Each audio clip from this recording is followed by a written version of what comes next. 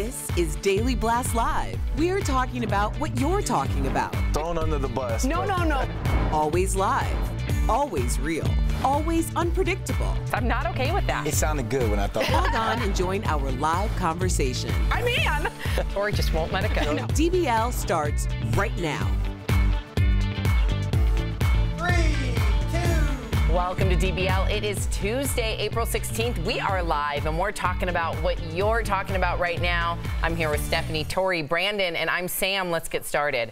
Well, the fire at Notre-Dame Cathedral in Paris is out, thank God, and officials there are surveying the damage done to the church, which was built more than 850 years ago. The remains are structurally sound, but there are giant holes left in the vaulted ceiling, according to authorities. Fire ravaged the roof of the Gothic church yesterday, destroying the spire and the forest of wooden beams that made up the ceiling.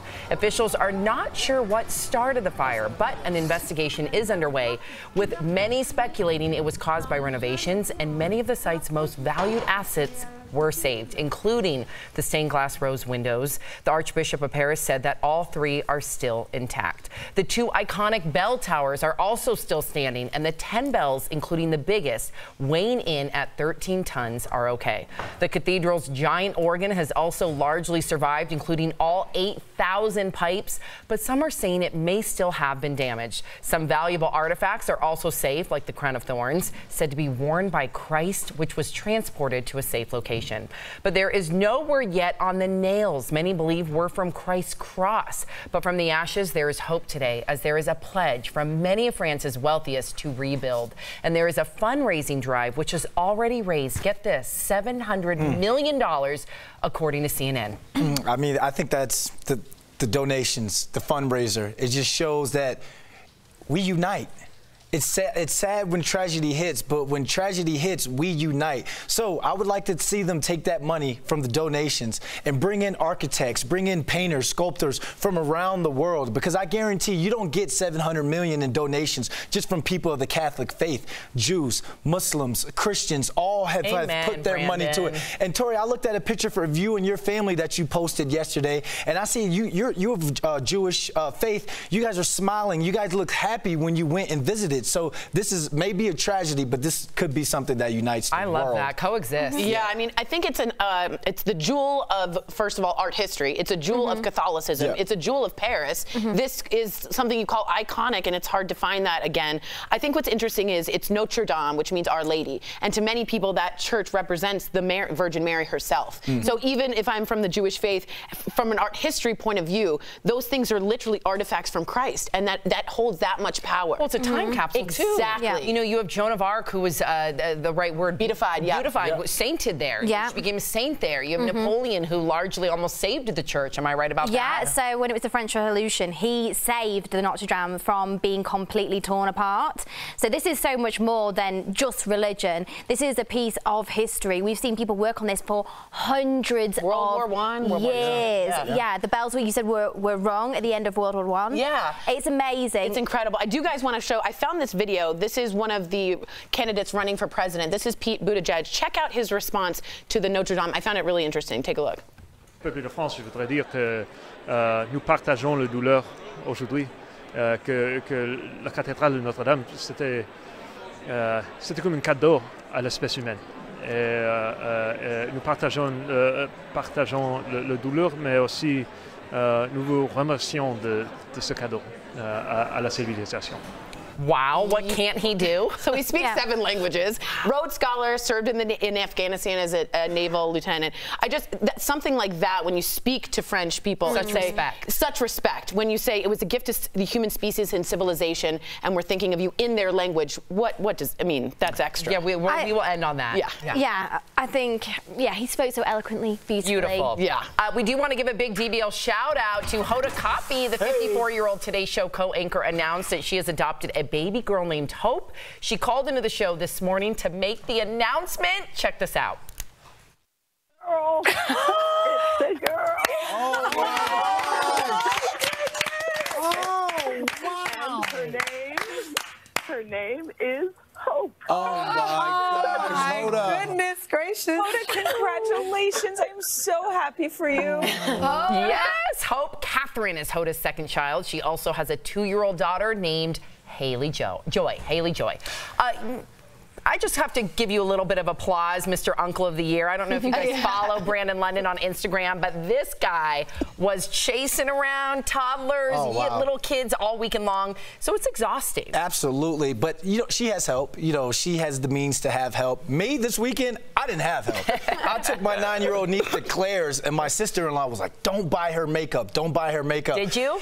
I didn't buy the makeup, but I gave her a $40 limit. I ended up spending $80. And then when I got home, I was playing with my niece that's a year and a half. She doesn't sit down. Thank you. She was running around the entire time. I know. I have a 2-year-old at home, almost 2-year-old. Sophie's 22 months. And let me tell you, when I get home from work at 2 p.m., that's when the real work begins. When I finally put Sophie down at 7:30, I sit on the couch and I'm like, am I going to be able to stay up and watch some TV with my husband, or am I going to hit the hay too? And I usually end up falling asleep, but it's tough. So many people on social media, the reason why we bring this up, are saying is 54 years old, 54, too old to be a mother of 2.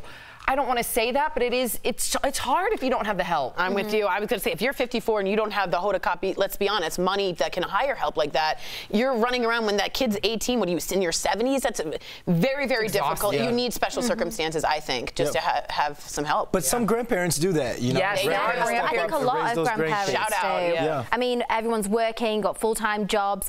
The time off here and the maternity leave here just is non-existent in America. So it takes an army to raise a child. She's right. But also she's adopted a child, so let's not forget that. The beauty and the kindness and the heart that is. She's amazing. She is. Kudos to her. Sam, one more time. You and I both, let me tell you.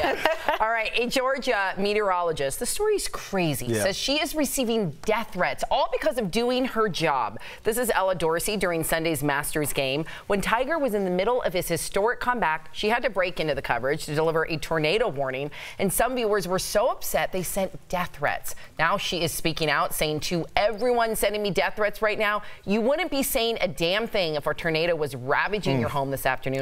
Lives are more important than 5 minutes of golf.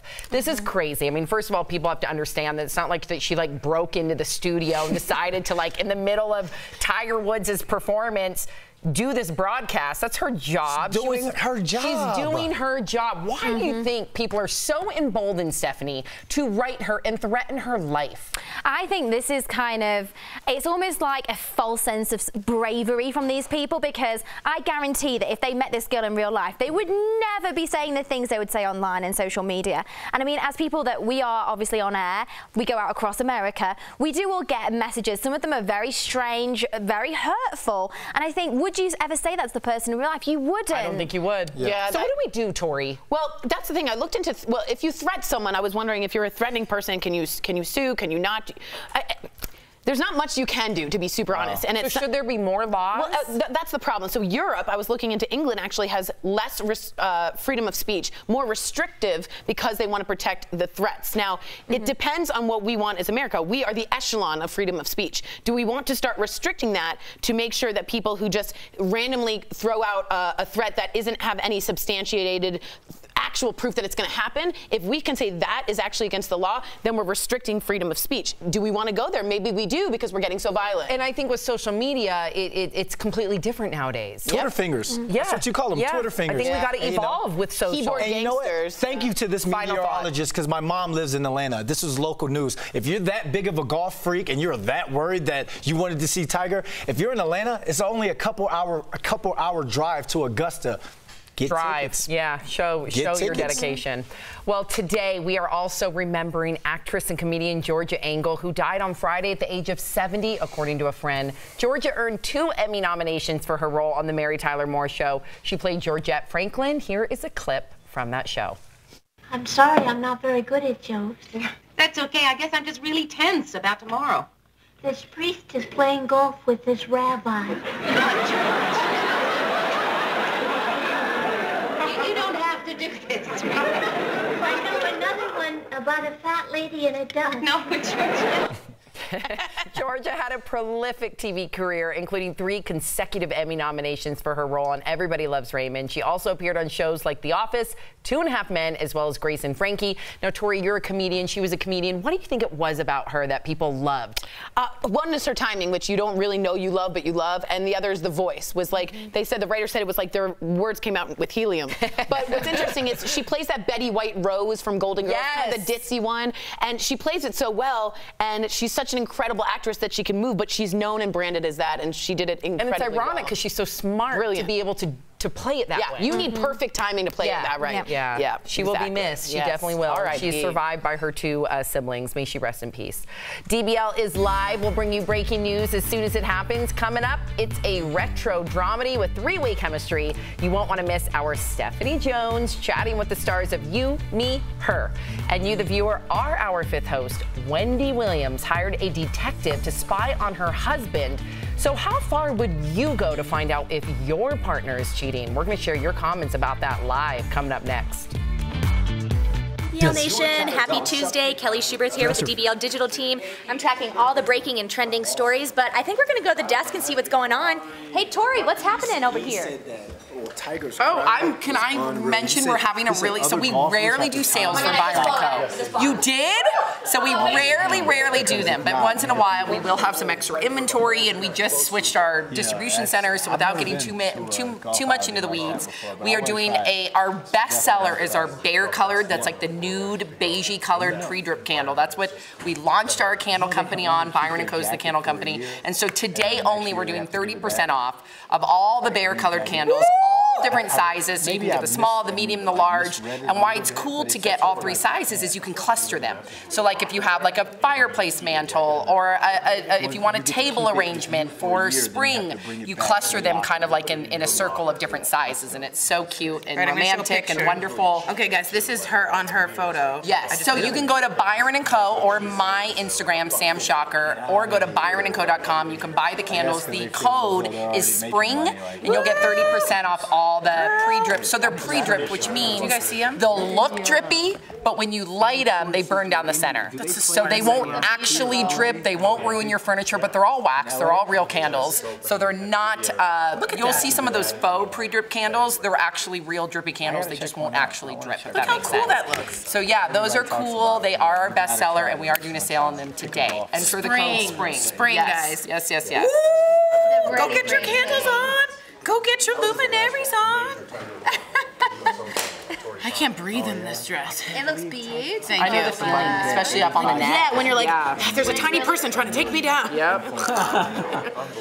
So right as saying, guys, people are saying the weather person's job was to keep people safe. And as Steph pointed out last hour, that storm system has killed 9 people already, 3 children. So she has every right to interrupt, because that is a scary deal. Yeah, Thank it's you. a very serious broadcast, so I think people need to just calm down.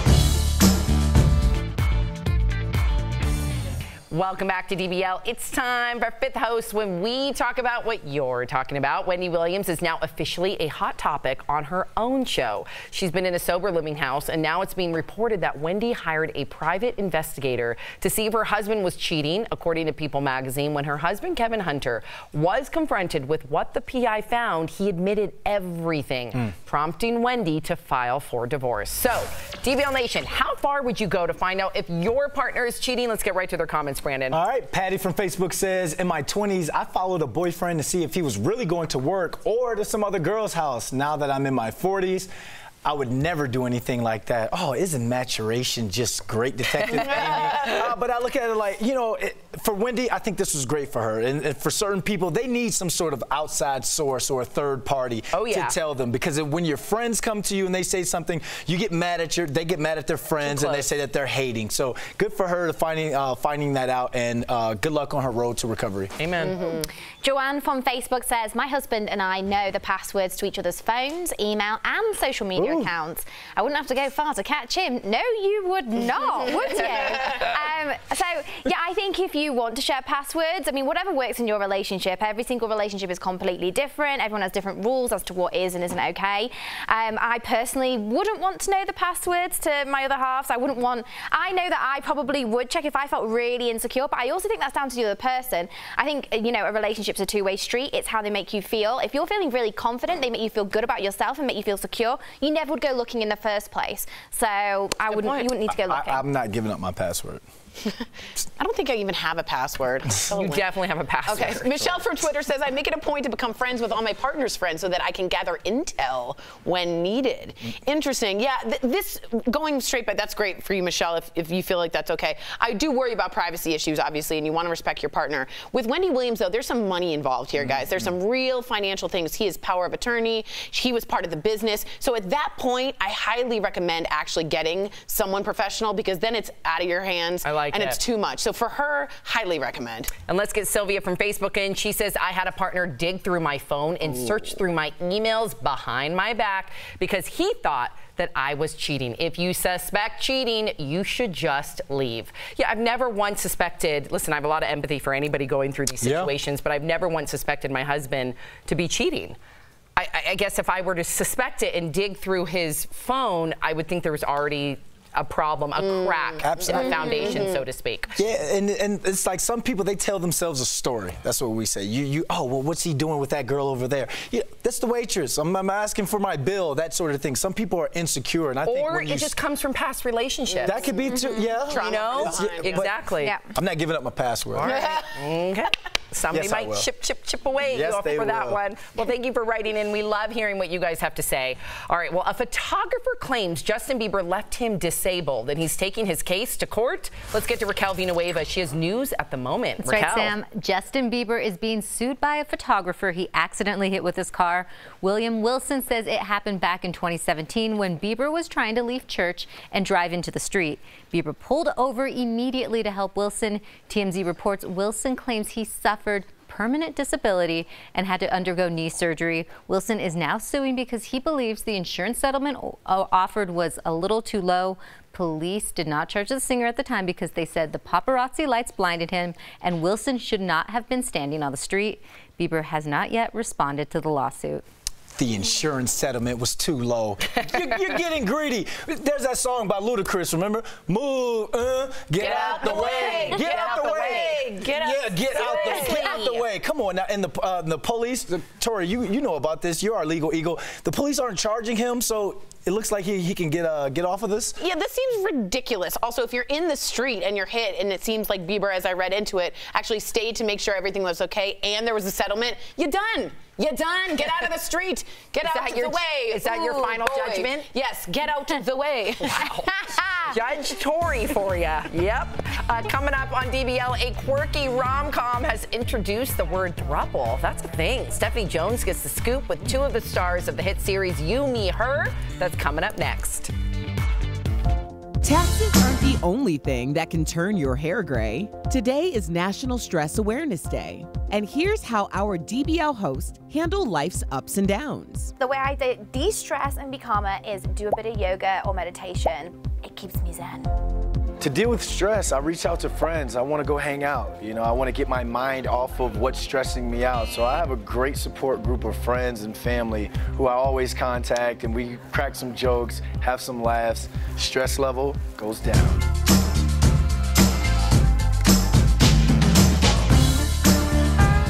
Tori on the desk for now. Hey guys, what's going on?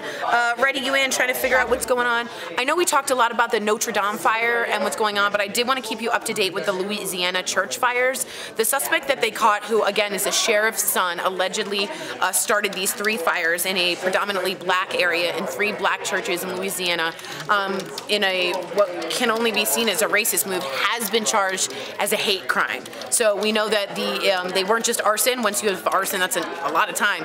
This will be now charged with hate crime, and hate crime carries with it a much larger sentence. Again, the sheriff's son is the person in that's allegedly been at the string of fires at the historically black churches. His name is Holden Matthews. He's 21. He has 3 counts of arson, as well as 3 violations of state hate crime law. So I know we talk a lot about the Notre-Dame fire, but I want to also keep you up to date on fires you might not have heard of that have been started here in our own country. And you know, when you say things like this don't exist, it's 2019 and 3 black churches just went up in flames from the sheriff's son. So we've got to think about how far we've come. Allegedly. Well, they went up in fire. We don't know the sheriff's son, allegedly. You're right. So I just wanted to know your opinion on it. Have you heard of those fires?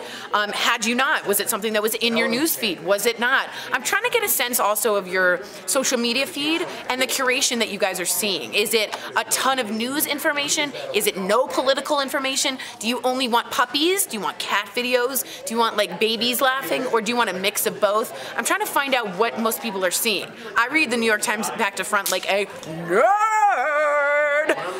every day, so I don't know what the actual feed's curation looks like. So let me know if that was on your feed and in your eyesight. Thanks, guys.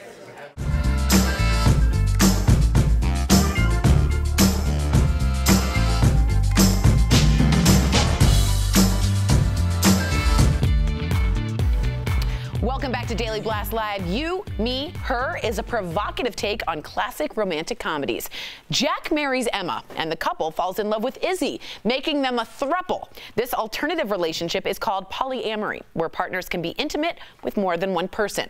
Our own Stephanie Jones sat down with Rachel Blanchard and Priscilla Faya to discuss the first of its kind show in today's Chatting with the Stars. What do you say when you break this little sex slump before the nausea kicks in? Okay. Really? Just start without me.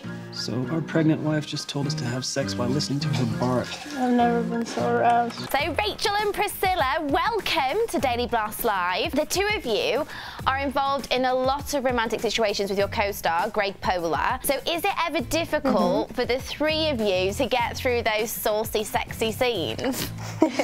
The first one was not difficult, but it was nerve-wracking, I think, for me at least. And yeah. But there is, with 3 people, filming them and usually a Steadicam following us around, it's always a little awkward because one person's just waiting like patiently to go in. I'm just, you know, we're like, have you had a mint? Yeah. Yeah, like, is your breath bad? But yeah, the first one for me, there's no one else to look at. Greg's not here. So how do you get your sauciness on when you're surrounded by loads of strangers?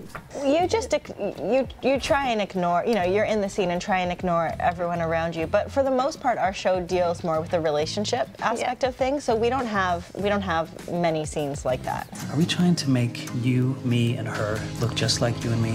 And I need to know, what are you all looking forward to for the upcoming season? I mean, can you guys tell me any spoilers, any secrets? Well, there's a baby coming. Yeah. I'm pregnant. Emma's pregnant. So we're all of our characters are trying to, you know, figure out what that's going to look like now, having this little being coming into our lives just when we've sort of stepped into this new role of us being married.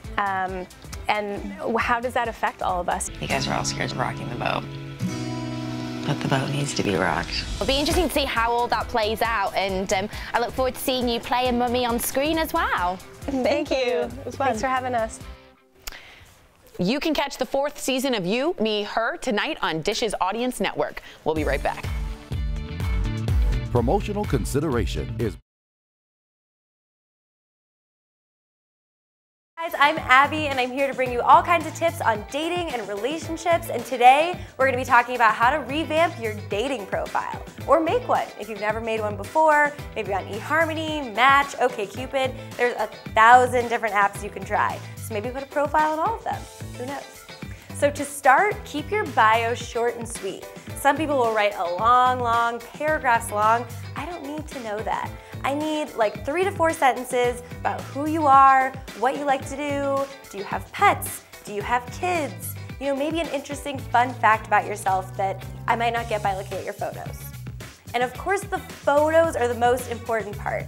While we love the bio, the photos are what catches people's attention. So the first photo needs to be something where I can clearly see your face and everything and how amazing you are, right? So we don't want something where you have sunglasses on or a hat or you're covered up, maybe all bundled in winter clothes. And also, keep the group photos out of play here. It's okay to have maybe like one where you're with a friend or your family, your kids or something, maybe in a photo later on. But the first couple photos, make sure that's just you. It's also good to have one shot that's like a full body photo. You know, maybe this can be a little intimidating if you're getting back into the dating game. Maybe in a group shot you can see the whole body because obviously, you know, that's something that people will be wondering, what does this person look like? Am I only seeing their head? The most important thing when you're creating your dating profile is to be honest because you're probably gonna meet these people that you're meeting online in person. So make sure that you have current photos, no photos from college or when your kids were just born. Let's have something current. No mirror selfies. This is a hard no. If I see a mirror selfie, I tell people, take that down. I don't know why, but it's just not a good look. You can do a selfie like this, but just not in the mirror. And no filters, people. That is totally misleading, like the ones with dog ears and all that makes it look like you have perfect skin. None of us are like that. So if you're just honest with yourself and honest with everyone else, you'll find a great match. If you want more advice about jumping into the world of online dating, you can follow me on Instagram at Modernienta. Hey guys, I'm at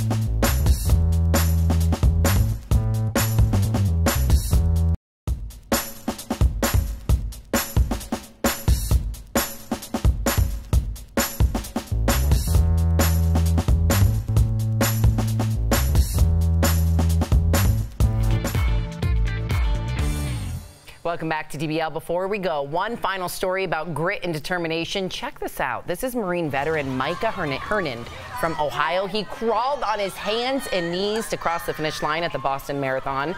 Yesterday, he said he was running to honor the memory of 3 men he knew while serving in Afghanistan. And even when his legs cramped, he never gave up. Let's Amen, go, DBL Brandon. Nation. Let's go. Amen. Let's go, DBL. Yep. And you know, the one thing I love about the Boston Marathon is you find out someone's why. Why are you running this? A lot of the times it's for charity. A lot of the time it's for awareness for a family member going through cancer. His was for his fallen comrades. And that just goes to show that's the ultimate sacrifice that our military are facing. He said, people were asking about it, I agree with you, Brandon. He said, every time I wanted to stop, I thought about those 3 guys, and they were in so much more pain than I ever would be. And it would just kept him going. And you could see just the people following him, the press. There's a story to that. It's humanizing. That's a Marine, though. That's a Marine never Semper leaves a Fi. man behind. Yep. You're absolutely right. Semper Fi. Finish. Hoorah.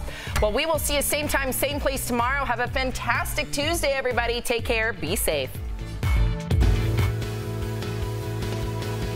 Hi, DBL Nation. It's time for Between Shows with Shuby. That's me. I've got an important story to let you know about. Chips Ahoy is actually doing a recall. Leo's going to bring up a picture here for us. These are the Chips Ahoys that are being recalled. They're chewy Chips Ahoys. No, those are my favorites. Do you have it in your pantry right now, Tori? No, of course I don't. I'm trying to be Okay, well, the reason they're being recalled is because they may contain an unexpected solidified ingredient, which who knows what that means. That's all they're telling us. I want to give you the dates best used by. So if you have these in your pantry, please throw them out or take them back to where you got them and they'll give you your money back. The 7th of September 2019, the 14th of September 2019 and the 15th of September 2019. So if it says any of those dates, and that's how it'll be written in that order: 7 Sep 2019, 14 Sep 2019. So anything in September. Yeah, really keep an eye on it. Just throw it away. Solidified ingredient just means there's a thing. There's that worries me because they're not saying what it is. Yeah. They're not saying it's plastic. They're not saying it's this. They're not saying it's that. But it's something that's supposed to be chewy isn't. Ugh. So that's what we know of so far. But aren't those? What is your favorite chocolate chip? Those are my favorite. Chewies. If you're gonna get something like at the store, that's what you're gonna get. You're gonna get those, and you're gonna put them in the microwave for a quick set. And then you get the sugar belly after eating like 6. Yeah. Oh, you the can sugar eat 6. Belly. Oh, yeah. 2 max. That's why I don't have any in my house. 2 max. Yeah, me either. But anyway, if you do have them in your house, please check, throw them out, or take them back to where you got them. Ahoy, hoy! Ahoy, hoy!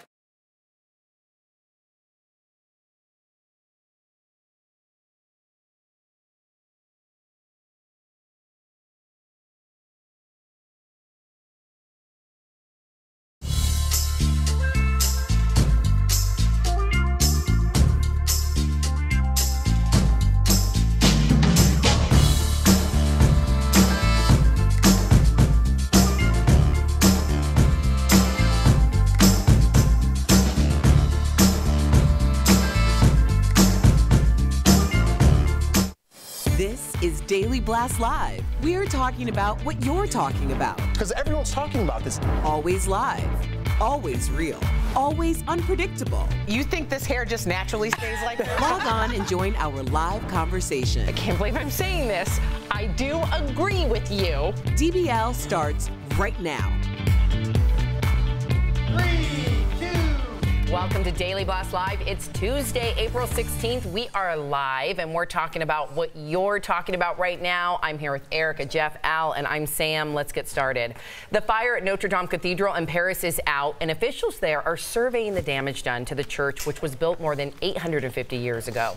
The remains are structurally sound, but there are giant holes left in the vaulted ceiling, according to authorities. Fire ravaged the roof of the Gothic church yesterday, destroying the spire and the forest of wooden beams that made up the ceiling. Officials are not sure yet what started the fire, but an investigation is underway, with many speculating it was caused by renovations, and many of the site's most valued assets were saved, including the stained glass rose windows. The Archbishop of Paris said that all 3 are still intact. The 2 iconic bell towers are also still standing, and the 10 bells, including the biggest weighing at 13 tons, are okay. The cathedral's giant organ has also survived, including all 8,000 pipes, but some are saying it may still have been damaged. Some valuable artifacts are also safe, like the crown of thorns said to be worn by Christ, which was transported to a safe location. But there's no word yet on the nails many believe were from Christ's cross, but from the ashes there is hope today, a pledge from many of France's wealthiest to rebuild. And there is a fundraising drive, which has already raised, get this, $700 million, according to CNN. And apparently it's going to take 3 years, Jeff, to rebuild this this cathedral. Many people there, if you look at live footage, people are still outside of the church singing hymns, singing songs, and just talking about the history. It's a time capsule. I mean, you think about Joan of Arc was made a saint there. Oh my goodness. Yeah, I mean, it's amazing. I've been there. I visited there. I know the history there. It's amazing. I'm glad there's still a structure there. That's what we were worried about yesterday, that the towers might have fallen. But the BBC posted a nice picture. I wish I would have gave it to you guys. It's of a cross, and actually Bear Grylls retweeted it. But it's all the rubble and destruction, but through like the sunshine, you could see the cross, and it's just years of hope. You know, hope shines through no matter what the destruction is. So that was a nice visual of the cross there, and just your belief in faith. You know, like they're going to rebuild, they're going to come back. They still have all their great artifacts, and you know, you just got to hope for the best. It's terrible, but yeah. And people of all religions, I love this, are donating. So you see Muslims, you see Jewish people, you see Catholic people. I think in scenarios like this, it reminds us that we all coexist, that we are all one, and I love that we are all helping rebuild this cathedral. I think that it's a really great example of what unity can do, and we have so many other ways that people can unite and come together in faith-based as well. So I hope that this opens people's eyes up to everything that's happening in this world. I do too, Erica. Amen.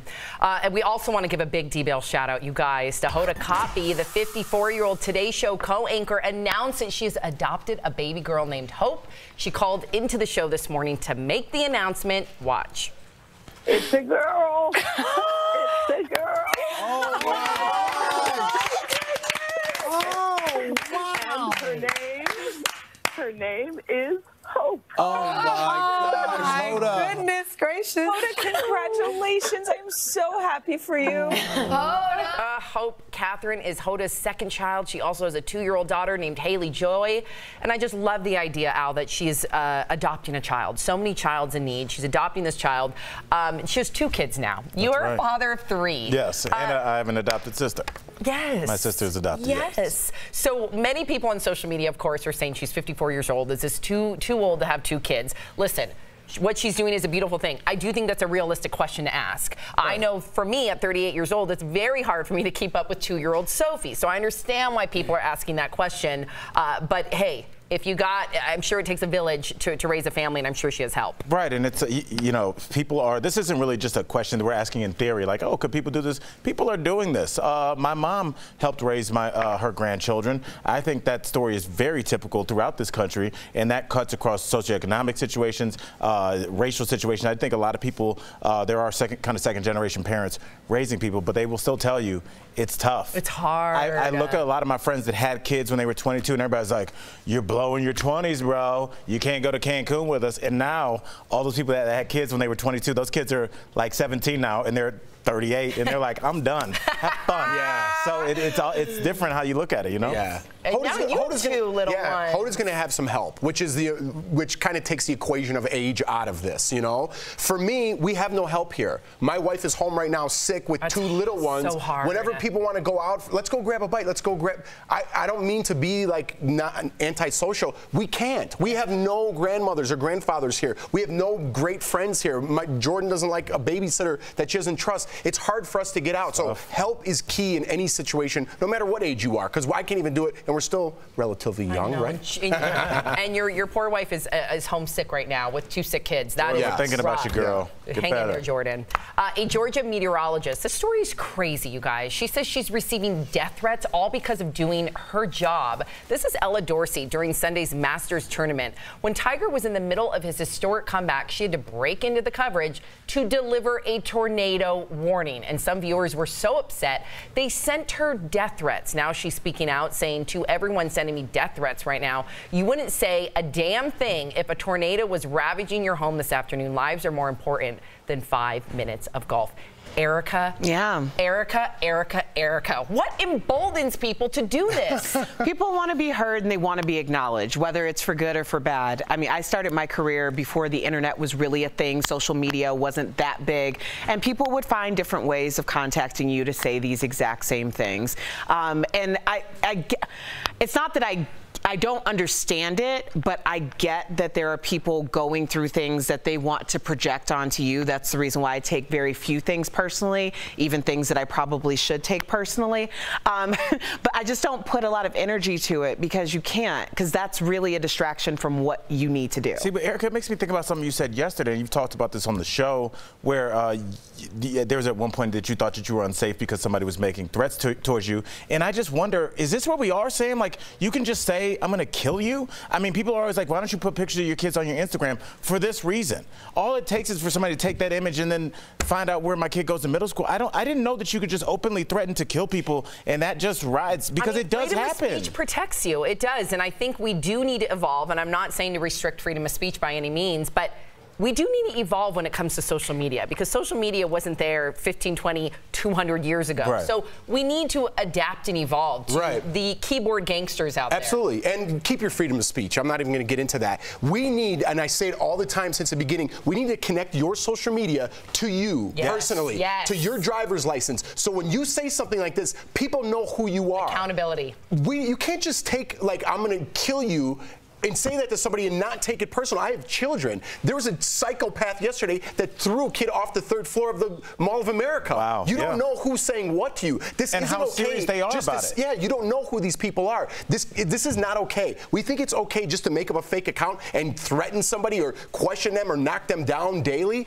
There's something wrong with you. That's where the problem lies. And when we find out a way to connect it to you, your life's totally going to change. And this is a meteorologist. It's not even just a little... Imagine what some kicker in college he gets when he misses the game-winning field goal with that passionate fan base, because that fan base does know who they are. They do know where they live. They do know who their mom is, and that's a 17, 18-year-old kid. I do think the answer really is exactly what you said. As soon as people know who is behind that egg, and that egg is like the icon that a lot of people use as their picture. Anonymous, yeah. Anonymous, or they can pick any photo they want. If we know who you are, mark my word, we would see a big decrease in those threats. Or there's suspension, or there's fines, just like a driver's license. That's right. It has to be connected in the future, and then keep your freedom of speech. Then you can't say whatever you want. Right, but own it. Yeah, but own it, exactly. Well, DBL's Live will bring you breaking news as soon as it happens. Coming up, everyone dreams of winning the lotto, but for some winners, it became a nightmare. Also, a retro dramedy with three-way chemistry. You won't want to miss our Stephanie Jones chatting with the stars of You, Me, Her. And you, the viewer, are our fifth host. Wendy Williams hired a detective to spy on her husband. So how far would you go to find out if your partner is cheating? We share your comments live coming up next. Hi DBL Nation, Kelly Schubert with the DBL Digital Team. I am tracking all the breaking and trending news that's happening today, but I really want to hear your thoughts on that fifth host because I really like that one. But let's go to the desk and see what's going on over here. Let's let Adam get through first. This is a little behind the scenes. This is Adam, our Steadicam guy. All right, let's go, guys. Hey everyone, what's going on up here? Hey, I think Jeff's point is so well taken because, you know, I think if you were to confront any of these people, we're talking about the poor meteorologist who had death threats. If anybody, and we receive comments all the time. I can't even imagine the stuff that Jeff must have received when he just came out of Big Brother because so many people watch that show. But in reality, if someone said something to Jeff on Twitter and then ran into him at the mall, they wouldn't say it to his face. If anything, they might run up to him and ask for a selfie with him. So the thing is, when you're anonymous, you feel emboldened. If you're not anonymous, guaranteed you're not going to do it. I know. And then if you have to lay down your social security number, people won't put down their social security number for an application. They're so scared. Now it's directly connected to you. Yeah. You're not going to be spreading negativity. And people are like, oh, big deal. It's just social media. People are on their Facebook, on their Instagram, on their social media for hours, 8 hours a day, a regular work day. When you're hearing negative things all the time, over and over and over, and you go to school and you hear those same things, that's a trigger to push somebody over the edge to do something stupid. We can't take like death threats online, just, oh, big deal, it's just one death threat. No, it's not okay. There's psychopaths out there that I have no idea what they're doing. The Mall of America thing freaked me out yesterday. I know, I don't even want to go next to a railing, seriously. I know. mean, Jordan, I can't say on air what my answer was when Jordan asked me what I do, but. Oh, believe me, I feel you. But 100%. I mean, I was like, how are there people like this I would throw that person off the railing. If they were right there and I saw it happen, I would see red. That's your baby. I know. So it's I don't know. People take it like. There needs to be, people don't think it affects people. It does. You know, I'm stronger. I don't know. I don't want to toot my horn here, but I feel like I have a strong mind. When I get a lot of negative comments, it affects me. So I can't imagine how it affects everybody. I'm not just me with a strong mind. It affects everybody.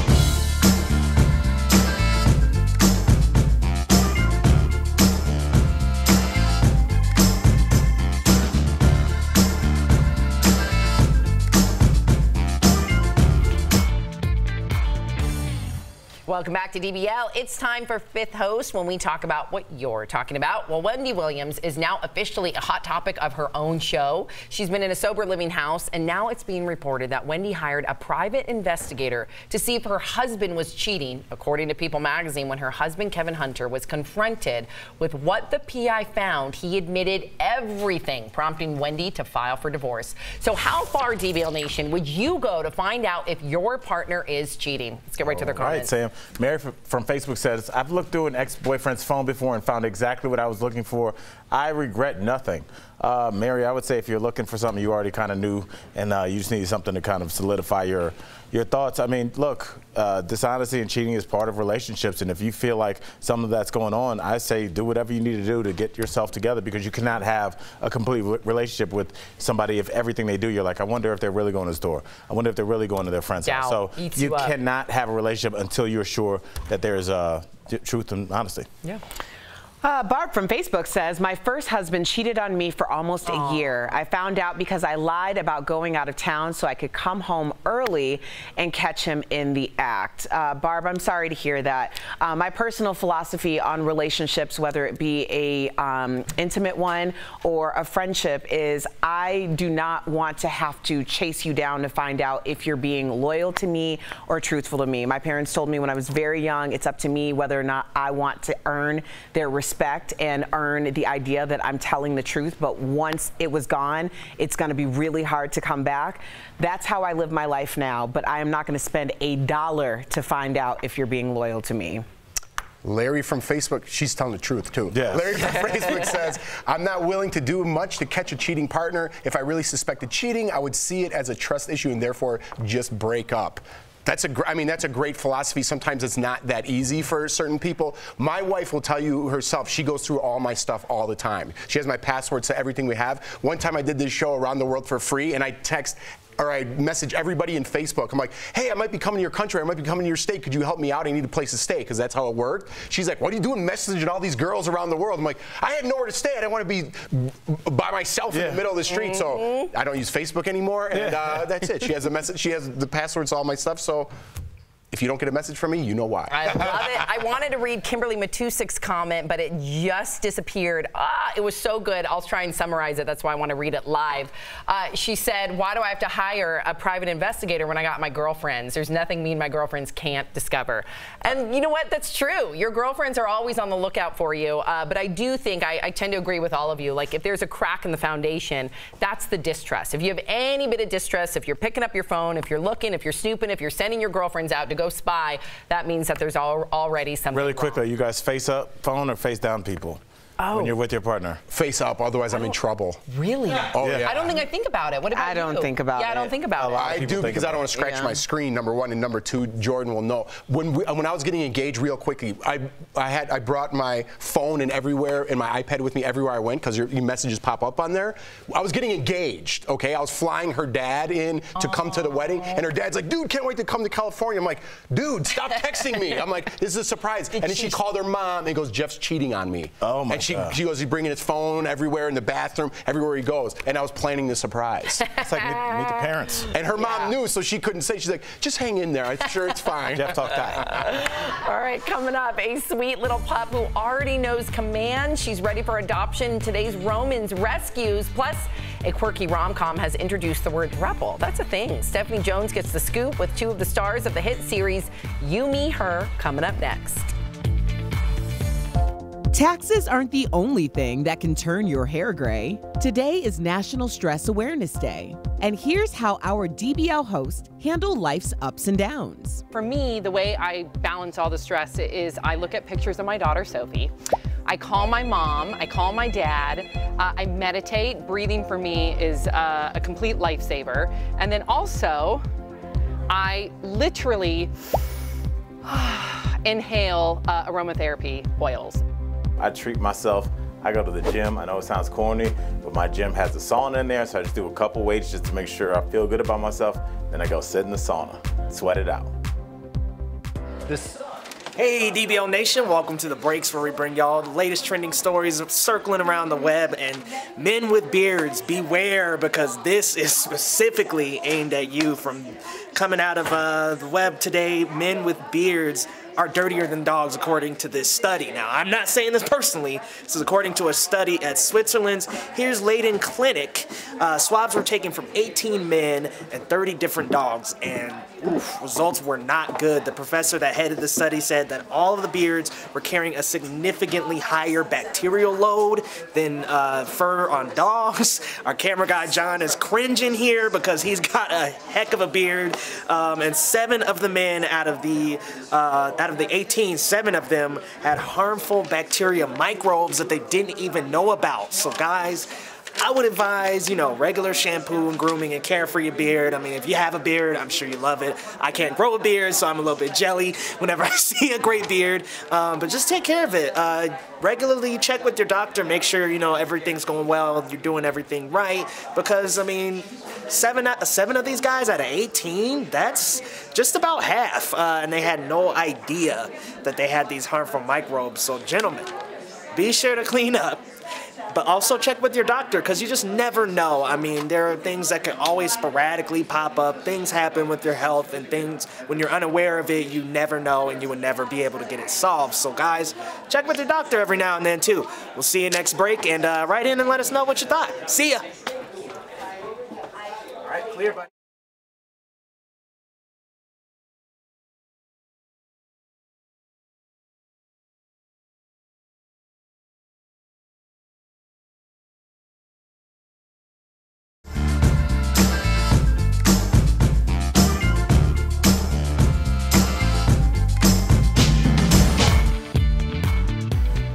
Welcome back to Daily Blast Live. You, Me, Her is a provocative take on classic romantic comedies. Jack marries Emma, and the couple falls in love with Izzy, making them a throuple. This alternative relationship is called polyamory, where partners can be intimate with more than one person. Our own Stephanie Jones sat down with Rachel Blanchard and Priscilla Faya to discuss the first of its kind show in today's Chatting with the Stars. What do you say when you break this little sex slump before the nausea kicks in? Okay. You're late. Just start without me. So our pregnant wife just told us to have sex while listening to her barf. I've never been so aroused. So Rachel and Priscilla, welcome to Daily Blast Live. The two of you are involved in a lot of romantic situations with your co-star, Greg Polar. So is it ever difficult for the three of you to get through those saucy, sexy scenes? The first one was not difficult, but it was nerve-wracking, I think, for me at least. And yeah. But there is, with three people filming them, and usually a Steadicam following us around, it's always a little awkward because one person's just waiting like patiently to go in. I'm just, you know, we're like, have you had a mint? Yeah. Yeah, like, is your breath bad? But yeah, the first one for me, there's no one else to look at. Greg's not here. So how do you get your sauciness on when you're surrounded by loads of strangers? You just, you try and ignore, you know, you're in the scene and try and ignore everyone around you. But for the most part, our show deals more with the relationship aspect of things. So we don't have many scenes like that. Are we trying to make you, me, and her look just like you and me? And I need to know, what are you all looking forward to for the upcoming season? I mean, can you guys tell me any spoilers, any secrets? Well, there's a baby coming. Yeah. I'm pregnant. Emma's pregnant. So we're all of our characters are trying to, you know, figure out what that's going to look like now, having this little being coming into our lives just when we've sort of stepped into this new role of us being married. And how does that affect all of us? You guys are all scared of rocking the boat. But the boat needs to be rocked. It'll be interesting to see how all that plays out, and I look forward to seeing you play a mummy on screen as well. Thank you. It was fun. Thanks for having us. You can catch the 4th season of You, Me, Her tonight on Dish's Audience Network. We'll be right back. DBL Nation. Welcome to Commercial Break with Brandon London. Did you miss me yesterday? Go ahead, say yeah. Anyways, it's good to see, well, good to be talking to you all through the camera. A lot of you are writing in about Notre-Dame.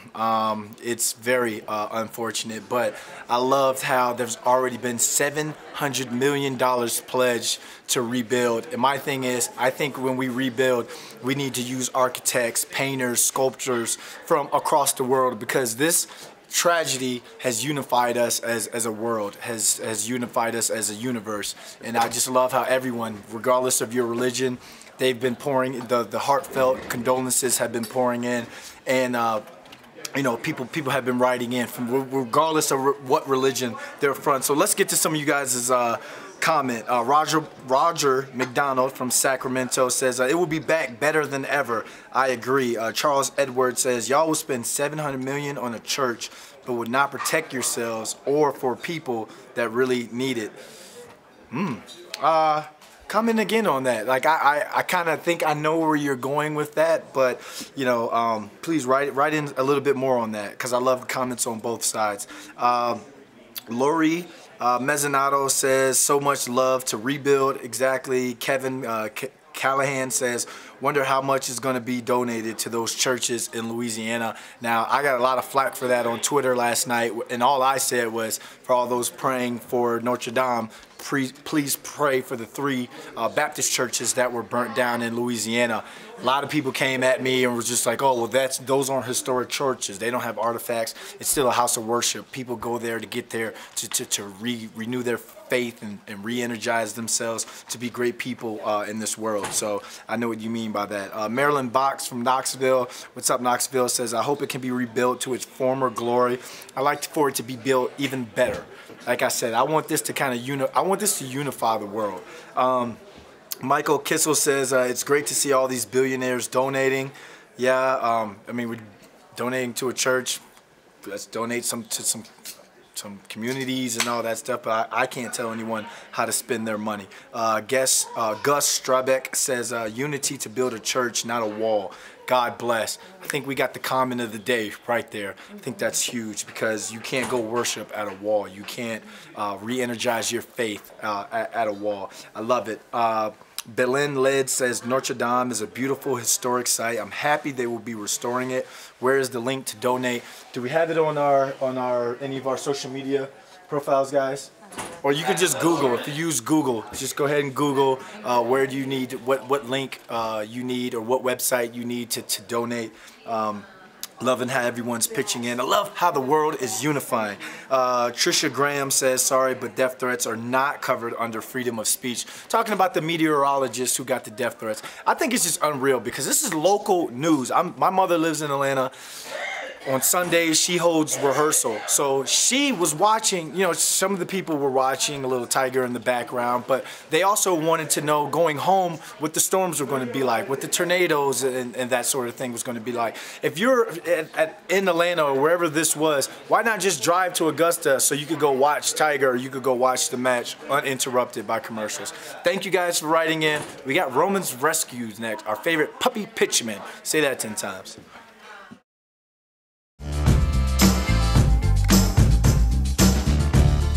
Favorite puppy pitchman. Say that.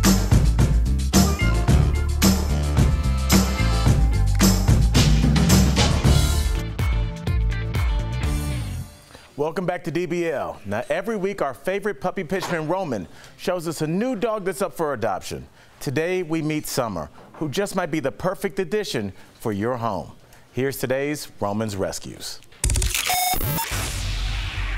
Hi everyone, this is my friend Summer here, and she's 1 year old. All right, Summer, sit. And she's going to be on PFR's transport. Yeah, hey, sweetheart. And her name is Summer, very sweet. And like I said, she's 1 year old. Yeah, that's what they guess. She's a very petite little girl, huh? Very small though. Yeah, what about her personality? Her personality is, she's low-key and hyper. She's low-key when she wants to be and hyper as well. She's very sweet. Very loving. Oh, that's your example for her being loving. But, yeah, she's just a sweet personality dog. Good. And she'd get along great with the family, with the kids. Yeah. Oh, where you going, girl? All right, what do you say? Thank you. Bye. Oh, Roman, I mean, Summer, you know, is going to get snatched up. I think so. Big time. Not just because it's Summer. Right. It's a cute dog. Everyone wants a little puppy. But here's the thing. If you go to Roman's website, if somebody can remind me, Project Freedom Ride, I remember, is that right? I think that's it, yes. ProjectFreedomRide.org. There's a lot of dogs out there, and puppies really do go left and right, but the older dogs are harder to adopt. The good thing is we always give an accurate description. So if we're like, this is a dog that needs space to run, you know, those are dogs you might want to look at if you have that kind of space. But if you got a small apartment, hey, find a little dog that likes to chill like us. That's right. I know. Chill like us. Yes. Good description. If you're leaving us right now, you can still watch us live on Facebook and YouTube. Here's what's coming up next. The latest in Paris. One day after fire ravaged Notre-Dame, we'll share the city's plea to the world. Plus, living legend Cher turns back time and sings an oldie but a goodie. I got flowers. Tells us the real story behind I Got You, Babe. And sometimes winning the lotto isn't all it's cracked up to be. We're sharing infamous lottery nightmares when DBL comes back.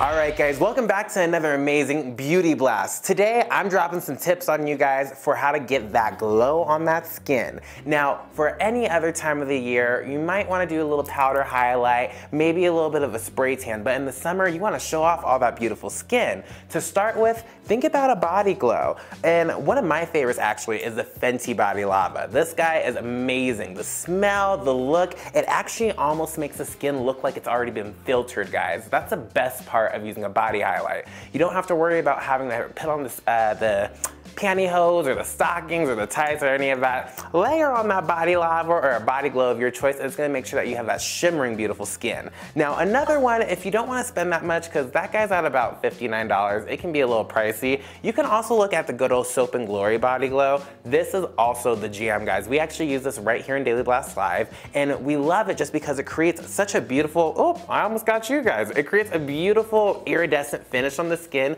no matter what color tone you are. So with this guy, you're gonna make sure that you have that even bounce on the skin, and it's not gonna be overly shimmery, it's just gonna give you that just enough of a filter on your skin. Now let's say if you wanna move up from the body and kind of come up to the face a little bit more, you can also use an illuminator, but remember, you don't want to use your body illuminators on your face. These guys can be really heavy and actually cause you to break out from having too heavy of a molecule on top of your skin. So instead, reach for something like the good old MAC Cosmetics Strobe Cream. This guy is retailed at about $32, and with this guy, you can easily apply it directly onto your skin or even add it into your foundation or any other type of makeup of your choice. You can make sure that you have a little bit more of a custom foundation by blending this guy right into your foundation as well. So with that being said, make sure you go out there and get yourself a little bit of a body glow, or make sure that you're putting on that face highlighter, but don't put the body onto your face. If you guys have more summer beauty questions, hit me up at Jeray for the Slay on Instagram or at Daily Blast Live. We'll talk to you guys next time. Because everyone's talking about this. Always live, always real, always unpredictable. You think this hair just naturally stays like this? Log on and join our live conversation. I can't believe I'm saying this. I do agree with you. DBL starts right now. 3, 2. Welcome to DBL. We are live and we're talking about what you're talking about right now. So let's get started. Today we are continuing to follow the latest out of Paris after a massive fire tore through the Notre-Dame Cathedral. Fortunately, we're hearing both towers are safe. But yesterday the cathedral's famous 300-foot spire came crashing down and the roof caved in. No word on what caused this fire, but the Paris prosecutor's office will be investigating. And now religious leaders are responding. Here's what the Archbishop of New York has to say. Notre-Dame Cathedral represents what's most noble, what's most uplifting, what's most inspirational about the human project. And to see that reduced to ashes, my oh my, I remember our song, From the Ashes, We Rise Up. We had Ash Wednesday, we want to rise up with Jesus at Easter, and I believe that there'll be some rising from this dying. Amen. And last night, people gathered outside the cathedral to sing for hours. Take a look.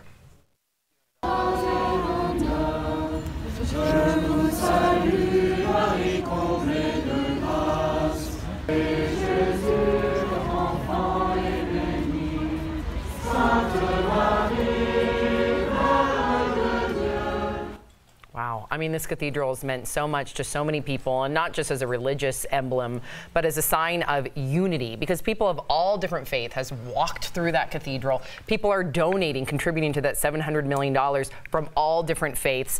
And I think that's important. I think to know that no matter what religion you are, that this monument, so to speak, can unite people is what it should be about. Right.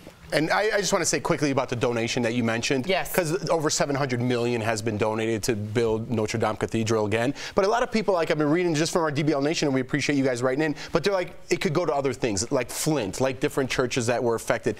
And in the end, you can't tell someone how to spend their money. I think that the donations coming in is a beautiful thing, and we just need to appreciate that. I do like that people are talking about that. Yeah. Because I think it is important. I mean, considering that there's 3 Baptist churches right now that have been burned down to ashes because of white supremacy.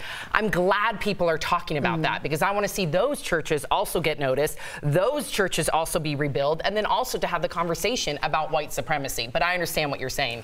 Yeah, I think you're absolutely right. People should do with their money as they see fit. I think if anything, it reignites the conversation about the fact that there are 3 churches in Louisiana that have been burned down because of hate. Yep. Churches are about the people and the idea of community. And so when we see people coming together and uniting in this way, for Notre-Dame, it reminds us of our responsibility to the community and to the people in it, especially when it's brought down by hate. Amen. And I'm glad they are going to charge him with hate crime. I'm not going to say that monster's name, the white supremacist, but you know, at first it was just going to be arson, but he will be charged with 3 counts of hate crime. So as he should be. As he should be. All right, so we are going to move on. There's something you probably don't know about Cher. Last night she talked about how she actually is very shy. Of course, this seems hard to believe with some of the outfits we've seen her in, like this one from the 1986 Oscars. Yes, girl, I love that look, but she seems anything but shy, but she says it has to do with the singing. So take a look. No, I know, but I get embarrassed to sing in front of strange people. It was terrible. It was really terrible. I was so shy. And she wasn't too embarrassed to sing a little on The Tonight Show. She sang with the cast of her Broadway musical about her life. Take a look.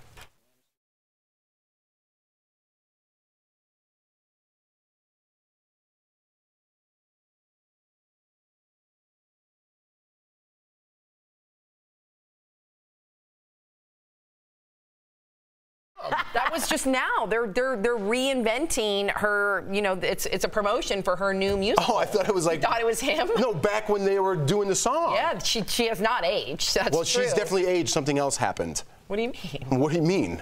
She looked like it was the 60s. That's what I mean. How does that happen? Hey, what do you mean? Is there a chamber she goes in? She's Cher. Yeah. Yeah. Oh, the Cher chamber. Fantastic. Yeah, she's great.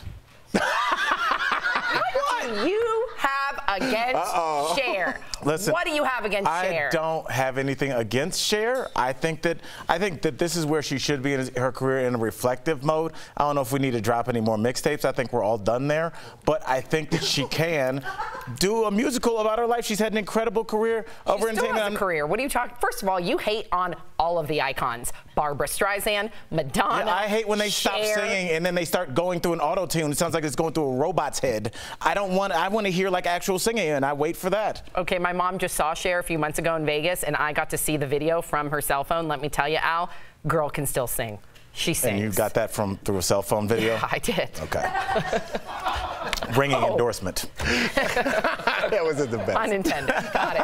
All right, and today we are remembering actress and comedian Georgia Engel, who died on Friday at the age of 70, according to a friend. Georgia earned 2 Emmy nominations for her role on The Mary Tyler Moore Show. She played Georgette Franklin. Here's a clip from the show. I'm sorry, I'm not very good at jokes. That's okay. I guess I'm just really tense about tomorrow. This priest is playing golf with this rabbi. You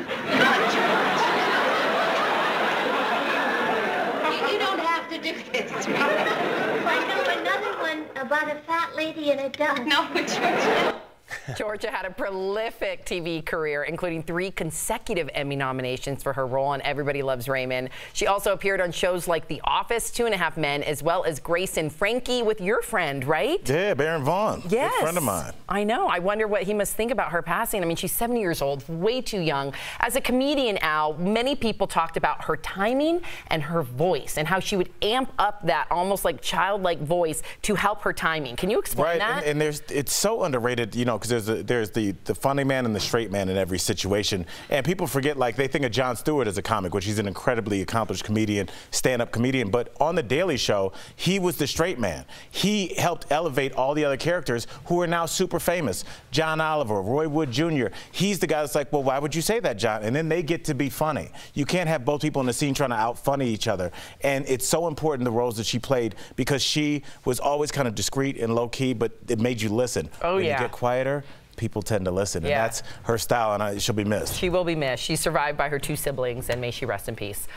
Someday, this is such, I cannot wrap my head around this story. Well, someday a 3D printer could save your life, but how? Israeli researchers are claiming success after 3D printing a heart using human tissue. That's according to a paper published this week in Advanced Science. They're calling this a scientific breakthrough. While the heart is small, about the size of a rabbit's heart, this is a first. One researcher says, quote, maybe in 10 years there will be organ printers in the finest hospitals around the world. Erica, I can't wrap my head around this. I don't understand. It's crazy. I mean, when I saw it on Ocean's 8 with Rihanna and Sandra Bullock making that complete replica of that Cartier necklace, I was pretty blown away too. So anything is possible. Exactly. The heart is next. Wow. Yeah. I can't. I don't even know what to say. How to understand it. We were talking about it at the break. So instead of paper, you use cells. Human tissue and cells. I mean, this is our pre-med major. That's crazy. Can you break this down to us, like in a? I would assume without going. Layman's obviously, terms? this is next level technology, but I'm assuming just using blank cells from prenatal. Babies, they're cells that aren't marked. If you think about them, think about like the blank square in Scrabble. It can be any kind of letter, so you can put that anywhere in the body. They're actually thinking about it in terms of regenerating the spine, things like that. So we're going to start to see people that can regenerate a liver that's been burnt out, regenerate the pancreas. That's like Wolverine. It really is, and I mean we're already able to do it with kind of like inorganic things. You know, they've been able to reinvent, to kind of recreate like guns. That's one of the things that people have been talking about. And again, this is all started. These are one of those inventions that we first saw in Star Trek, and here we are. We're about 10 years away from being able to just recreate something we need, which would again further us into space. You can't go back to get things, so you'd have to do it out there. So this is that kind of machinery that would do it. Unbelievable. Woo! I feel like I need to be pinched and wake up. I don't know what's going on. The future is here, Jeff. Remember those rockets we saw last week? I mean, it's all kind of coming together right in front of us. Yes, it is. All right, so this is an interesting story. How dirty is your beard? That's personal. Researchers in Switzerland took swabs from 18 different beards and 30 dogs. They found high microbial counts in all the beards, but not in all the dogs. And they found 7 men had microbes in their beards that posed a health threat. So what does this really mean? Well, researchers do not say beards are unhygienic. Am I saying that right? No, unhygienic. Hygienic. Just that some dogs are cleaner. That's what my husband has a beard. I mean, do I tell him to shave it? Is it? No, but I mean, dogs lick themselves clean, so they got an advantage. They got a huge tongue. And if I were to look this is not true. If I were to you just said something so scientific, and then you just gave a dog. Dogs clean themselves. They have special enzymes on their tongue to help them clean themselves. What do you think? He's getting Dawn dish soap? He's got to do it himself. You think a dog is cleaner than a man's beard? The enzymes in their tongue and their mouth. There's no way. Oh yeah, no, for sure. Do you know what's under your fingernails? Are you taking a homeless person's beard or a person who showers every day? I can't say homeless person. How am I going to describe him? Person without a home. What are you talking You always give me these looks like, how dare you? The vagrant? What do you want me to say? I just think it wasn't even my But point your face goes there, like as soon as one thing is a little touchy, how dare you? My point was under your fingernails is probably dirtier than any beard and any dog. I just cut my fingernails and they look delicious. I'm not just saying you. I'm just saying our fingernails. Did you describe your fingernails as delicious? I'm just saying my point is there's no way that a dog's fur is cleaner than a man's beard. I don't know. To break down the dirt. It's a silly thing that we do now. I get my dog groomed once a month. I've run into some men who probably are less clean than my dog. Come on. Who? You don't know dirty people. You know a lot of dirty people. Jeff, I know some dirty people. That's why I don't eat at everybody's house. I'm being honest. Yeah, okay, so if you have a beard, are filthy. Adam, you're not on camera right now, but Adam, do you wash your beard every day? Can we get a shot at Adam? Yes, he says yes. Adam's shaking his head. Yeah. Yes. Really quickly, I know you're not mic'd. Adam, what do you? There's like a whole beard cleaning regimen. Oil and comb. Right. Yeah, there's a whole beard community, and now I feel like male facial grooming is a big deal. I think this might have been a better story like maybe 10 years ago, but I know a lot of guys that are all in with the keels. Like, it's a whole thing. Yeah, but I think that it actually accentuates or it highlights people who aren't grooming because there are so many people who are. Like, beards used to be a thing that was like, oh, I'm going to be in the nature and I'm rough and tumble, and that was acceptable. Now you have very sleek, hygienic, sanitary things going on, and people are like, oh, I'm just going to do my thing. Well, you can't anymore because now you have a counterpart, and he's not doing that. All right. Yeah. But I just say, look what's under your own fingernails. We all have dirt. Is that a metaphor for life, Sam? That was a good button. You should look underneath your own fingernails in front of me. I'm going to write that I'm going to get a shot on like social media. Oh, yeah? Check your fingernails dirty. Yeah, before you point to somebody else with your dirty fingernails. I get it. All right, we'll be right back. Taxes aren't the only thing that can turn your hair gray. Today is National Stress Awareness Day. And here's how our DBL hosts handle life's ups and downs. So how I deal with my stress is in the mornings, I usually work out and listen to motivational tapes on YouTube or however I get it. And that kind of calms me down or preps me for what's going to happen later on in the day. So unless I get my workout in and listen to my tapes in the morning, I'm usually Crabby Jeff. So what I do is I'll sit down and control my breathing for at least 5 minutes, maybe put headphones on, listen to meditation music, and calm myself down. That's always an effective way of doing it. What's up, guys? Obviously, you just heard me talking about Cher. I don't have any beef with Cher, but I went on a rant about Cher not too long ago. I think you need to watch it. Cher stinks. She is horrible. I wouldn't pay to hear her. No, but she's washed up and she's done. There's a reason you retire. There's a reason a lot of people retire because you can't do it at a high level anymore. Actually, she's not good anymore. Okay. That's clearly my auto-tuned. mom just saw Cher perform in Vegas. My mom showed me the videos because she took a bunch of videos of like all of her performances. Probably an animatronic Cher like Chuck E. sounded Cheese. Incredible. She There's looked no way. incredible. She is, you know what? And she is an inspiration for older women. Okay, so my mom, who's almost not 70, good anymore. my mom, who's almost 70, watched somebody. How old is Cher? 80 years old? 75. Watched a 75-year-old woman, older than her, kill it on stage and made my mom feel young and fearless. Speaking of which, it's my mom's birthday today. Happy birthday! That doesn't stink. That Cher doesn't. stinks. Happy birthday, Mom. To a lot of women, especially older women who've grown up with her, she doesn't stink. Okay, but then talk about her talent. Just like if she makes you feel good, that's fine. Go get a teddy bear if you want to feel good. If you want to hear a good artist, there's a ton of good artists out that you could actually go see that are at the height of their career that you could actually. That's subjective. That's how you don't like Cher. And what a career! And what a career she's had. From Sonny and Cher to Academy Awards to a residency in Vegas. This She won woman an is Oscar. killing Yes, that's it. back when the Stardust was still up. And who's buying She's John residency Legend's right or now. John Lennon's $150 box set? What do you think A Beatles compilation if you're investing in pieces. If you like the Beatles, you already own a Beatles compilation. And, I mean, just get it on iTunes. It comes with the CDs. Like, it comes with CDs. It's just, If you're collecting that stuff, like my husband and I love collecting. Are you going to get that? No. But people who do collect that stuff, it'll probably be retuned. They could have taken certain, like the remastered, not yeah. retuned. Oh, It's not an old Piccolo. Dude, once one person buys it, they put it on the internet and you just get it for free anyway. Well, that's a cynical way of looking at it. Why? Because you cynical. It's thrifty. Well, you can't argue with thrifty. Oh man. And I'm done here. All right, let us know if you guys like Cher. If you don't like Cher, apparently Al doesn't.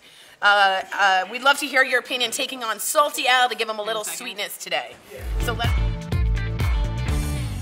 Welcome back to DBL. A South Carolina man is thanking his lucky numbers for a $100,000 cash prize. After 20 years of playing the same 5 numbers, he finally got paid. He said he didn't even need to check his ticket to know that he'd won since he had the numbers memorized. Well, tonight's Mega Millions. Okay. Tonight's Mega Millions. I don't play the lotto. I know I'm not on camera. I don't play the lotto, so I'm really impressed by that. He memorized his 5 numbers. Can't you memorize phone numbers from like 10 years ago? Wow. Okay. All right. It's been a long day. And tonight's Mega Millions is at it again. This time the pot is up to a staggering $157 million. But not all lotto winners walk away smiling. You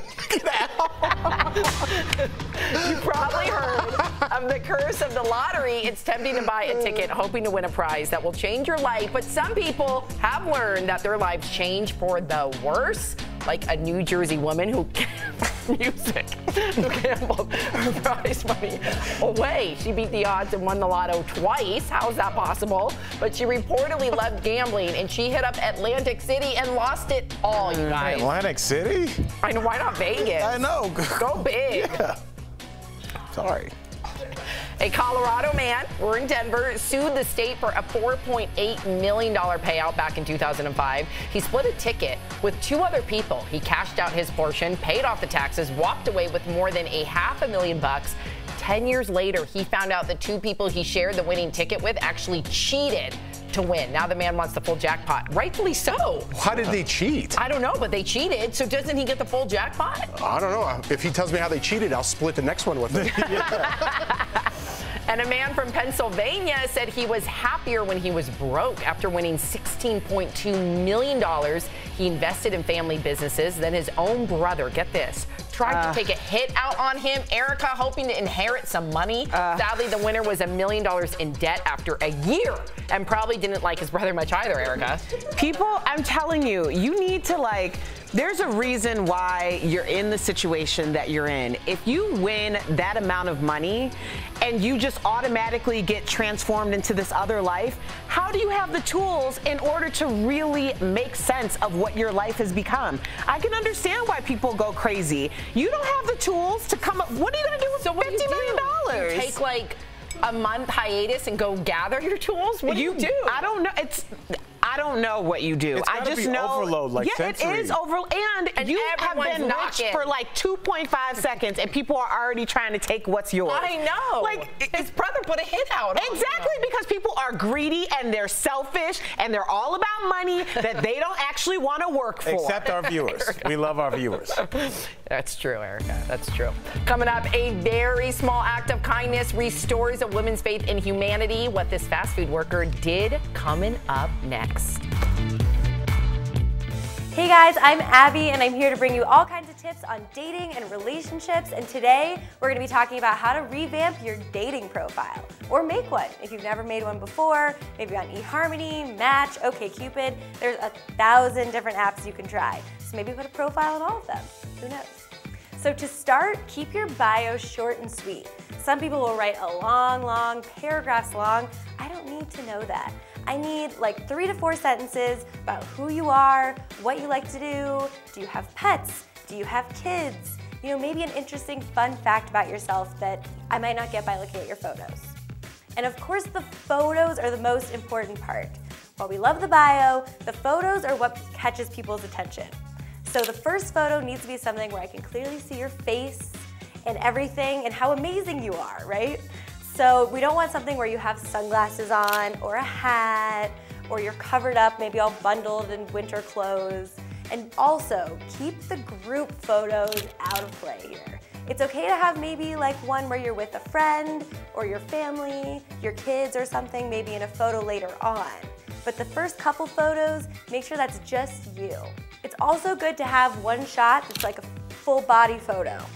Maybe this can be a little intimidating if you're getting back into the dating game. Maybe in a group shot you can see the whole body because obviously, that's something that people will be wondering, what does this person look like? Am I only seeing their head? The most important thing when you're creating your dating profile is to be honest because you're probably going to meet these people that you're meeting online in person. So make sure that you have current photos, no photos from college or when your kids were just born. Let's have something current. No mirror selfies. This is a hard no. If I see a mirror selfie, I tell people, take that down. I don't know why, but it's just not a good look. You can do a selfie like this, but just not in the mirror. Welcome back to DBL. Today's Heart Threads is all about kindness. Watch how a restaurant employee made a mom's day just a little easier. A Jimmy John's worker saved the day by playing Baby Shark. When Linnea and her baby stopped in at an Ohio Jimmy John's, Liam started to get fussy. Nobody wants to be the ones in the restaurant, with the crying kid making everybody upset. Employee Barry noticed and wanted to help. I was just like, what could I do to make them happy? I turned off our music and put on Baby Shark because I have a little brother, and I know how that all goes. Amazingly, Liam's mood immediately changed. Linnea filmed the moment and posted it to Facebook, proving that a small act of kindness can go a long way. We waited 17 years for him. We had numerous miscarriages, stillbirths, and then my miracle happened. And ever since my miracle happened, I look at this world and I worry. And then something like this happens and it reminds me that at the root of all of us, we're still good.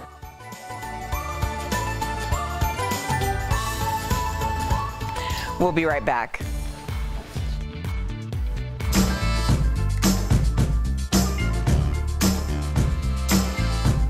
DBL Nation, what's up? What up? That was an amazing Hard Threads. That's one thing I love about the shows, the range. We can talk about all different types of topics.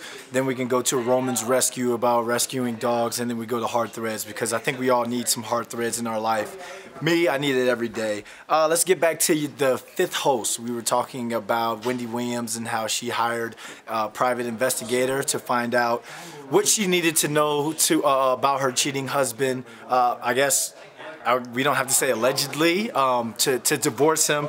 And you guys are writing in like crazy. Mary Beth says, this is why I always know my significant other's phone passwords. Having this bit of information only eases my mind tremendously. Not happening. I'm not giving up any of my passwords. I'm sorry. I just can't do it, especially my phone. I have group chats with family. I have group chats with some of my closest friends, and we clown around in it. You know, we joke on each other. The last thing I want is someone going into that phone and reading, you know, our personal information that we write to each other. But to each his own. Joanne from Facebook says, my husband and I know each other's phone passwords, Facebook passwords, and email passwords. I wouldn't have to go far to catch him. Do you have his burner phone? Oh, never mind. I'm just joking around about that. Michelle from Twitter says, I try and meet and befriend all of my boyfriend's friends so that I can gather intel when needed. Wow. If you're one of those friends that tell her intel, you're not a really good friend. And if you're the boyfriend and you have something to hide, you're not a good boyfriend either. Brienne says it's not worth it. It's not worth it at all to put effort into finding out if your special person is cheating. If you have to wonder that much, just confront them or leave. Agreed. I mean, I think when you hit that point, I think some people are a little insecure when it comes to these relationships because of past relationships. Some people are just insecure people, and there's nothing wrong with that. Like I said, to each his own. But if you're one of those people who tell yourself a story and you're like, oh, he's over there talking to the waitress a little bit too much, he's trying to get his debit card, and you're like creating these thoughts, and I think that that's when a situation and problems breed, and they're unwanted problems. But like I said, to each his own. A lot of people have gone through things, experienced things, and they don't want to happen. They don't want that to happen to them again. Sylvia says, I had a partner dig through my phone and my email behind my back because he suspected that I was cheating. If you have to worry, you should just leave. Again, I guess it kind of falls into just who you are, you know, or what this is. I think there are just jealous people out there. There are a lot of jealous people out there, and you know, however you guys agree on what you're going to do when it comes to privacy and what you're going to give up, permission for each other, that's to all of y'all. Last but not least, April says, I think a massive violation of trust is to snoop through anything of your partners. Married people can protect their privacy and still be trustworthy. Agree. You want to be best friends in a partnership, in a relationship, but at the same time, there's some things that are just private to me. Thank you all for writing in.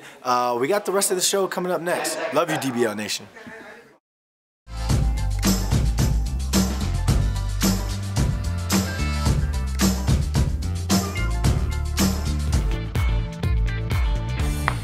Welcome back to DBL. Before we go, one final story about grit and determination. Check this out. This is Marine veteran Micah Herndon from Ohio. He crawled on his hands and knees to cross the finish line at the Boston Marathon yesterday. He said he was running to honor the memory of 3 men he knew while serving in Afghanistan. And he even, when his legs cramped up, he did not give up. Unbelievable. You know, for him, he said in one of the interviews that it did not compare to what his 3 fellow Marines went through. I mean, they lost their lives. So no amount of pain can ever replace that. And you had a really interesting point, Erica. Well, he referred to them, kept referring to them as by their first and last name, and the fact that they had gone through something really horrific, which he clearly was there for. So I'm wondering if this is his way of dealing with survivor's remorse. We've talked about that on the show. A lot of times it's a very physical thing because it brings you to the place where the incident happened.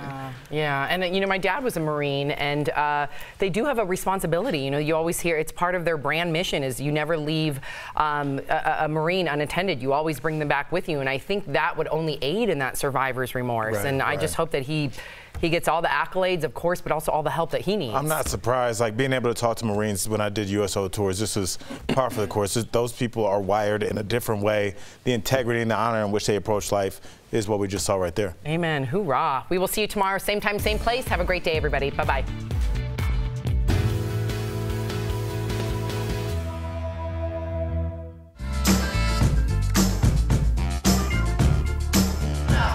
Hi guys, Kelly Schuberth here with the DBL Digital team.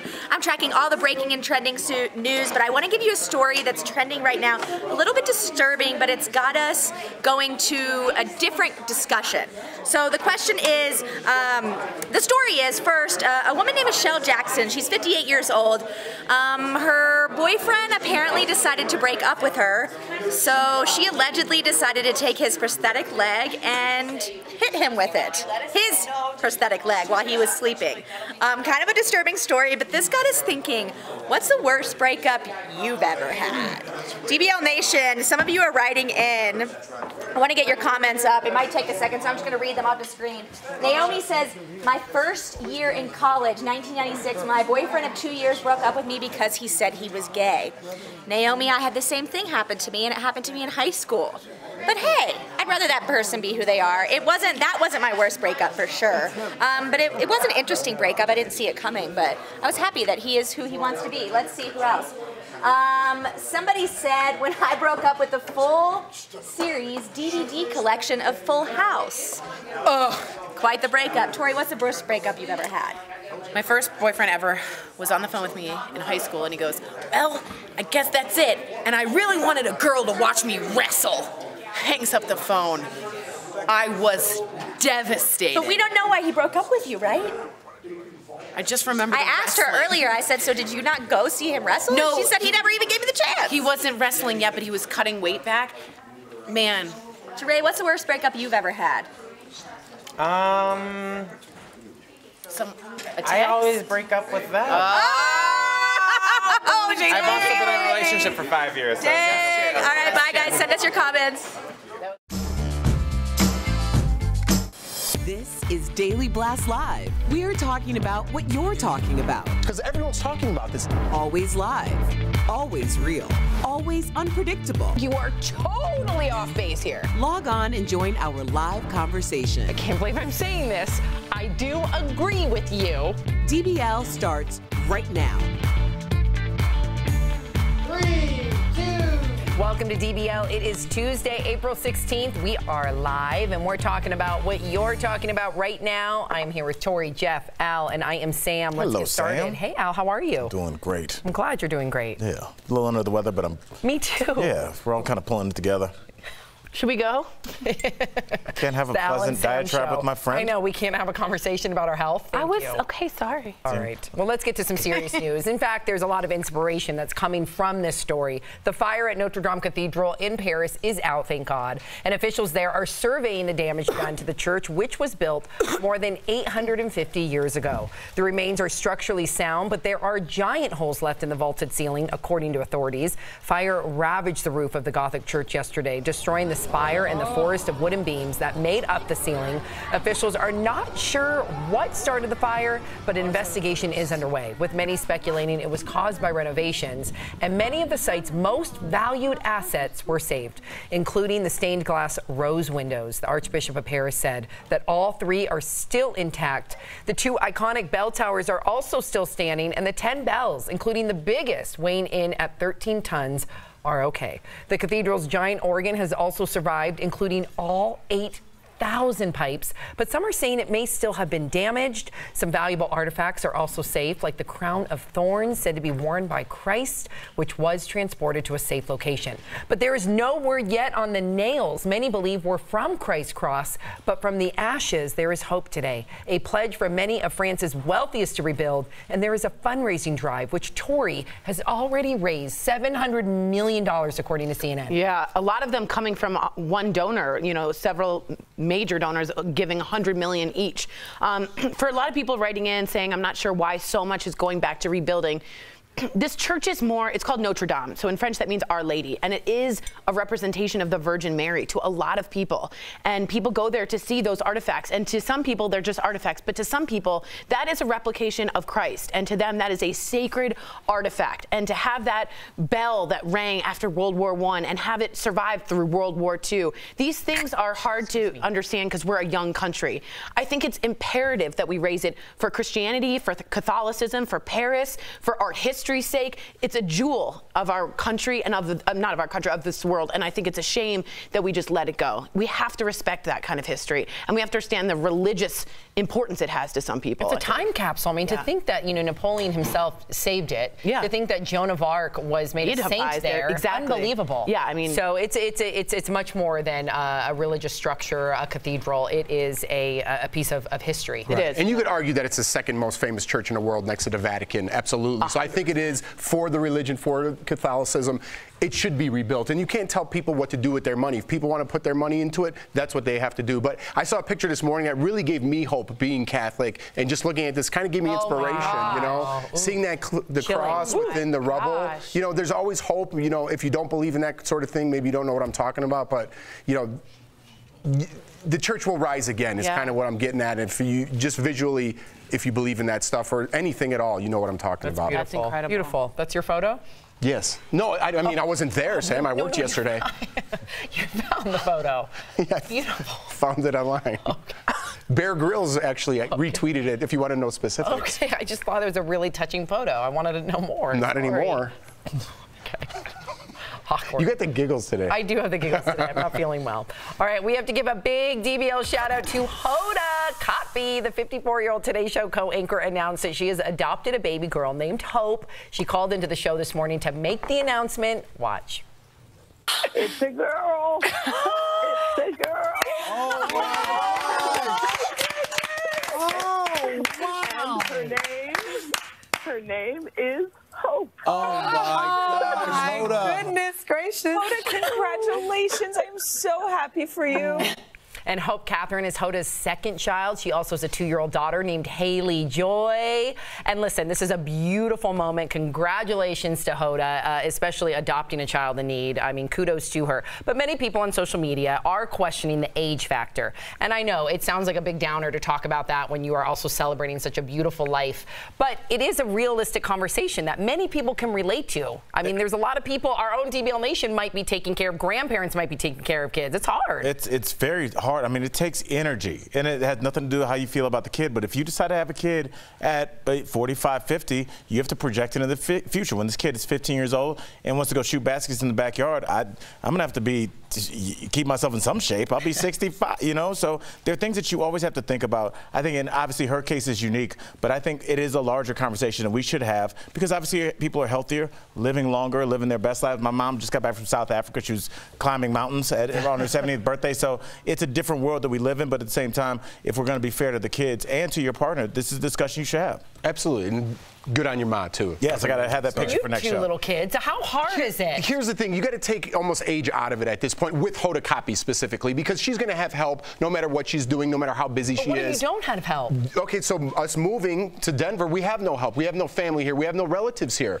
Jordan doesn't really like to get to know a babysitter, so it's just me and her and the kids. So it kind of affects our social life in a way because we can't go everywhere. We have to watch these children. And if we're older, I'm still 40. I know you're going to laugh. No, but that's I'm not. young. No, you know what I know. mean? If I'm in my 50s, 60s, that's hard. It's hard. I'm tired at the end of the day. My wife's tired at the end of the day. Tired. It's hard. So if you don't have that help, it's an honest conversation. Yeah, it is. I think it's a good conversation to have, and I think a lot of people can relate to it. But congrats to her. Very exciting.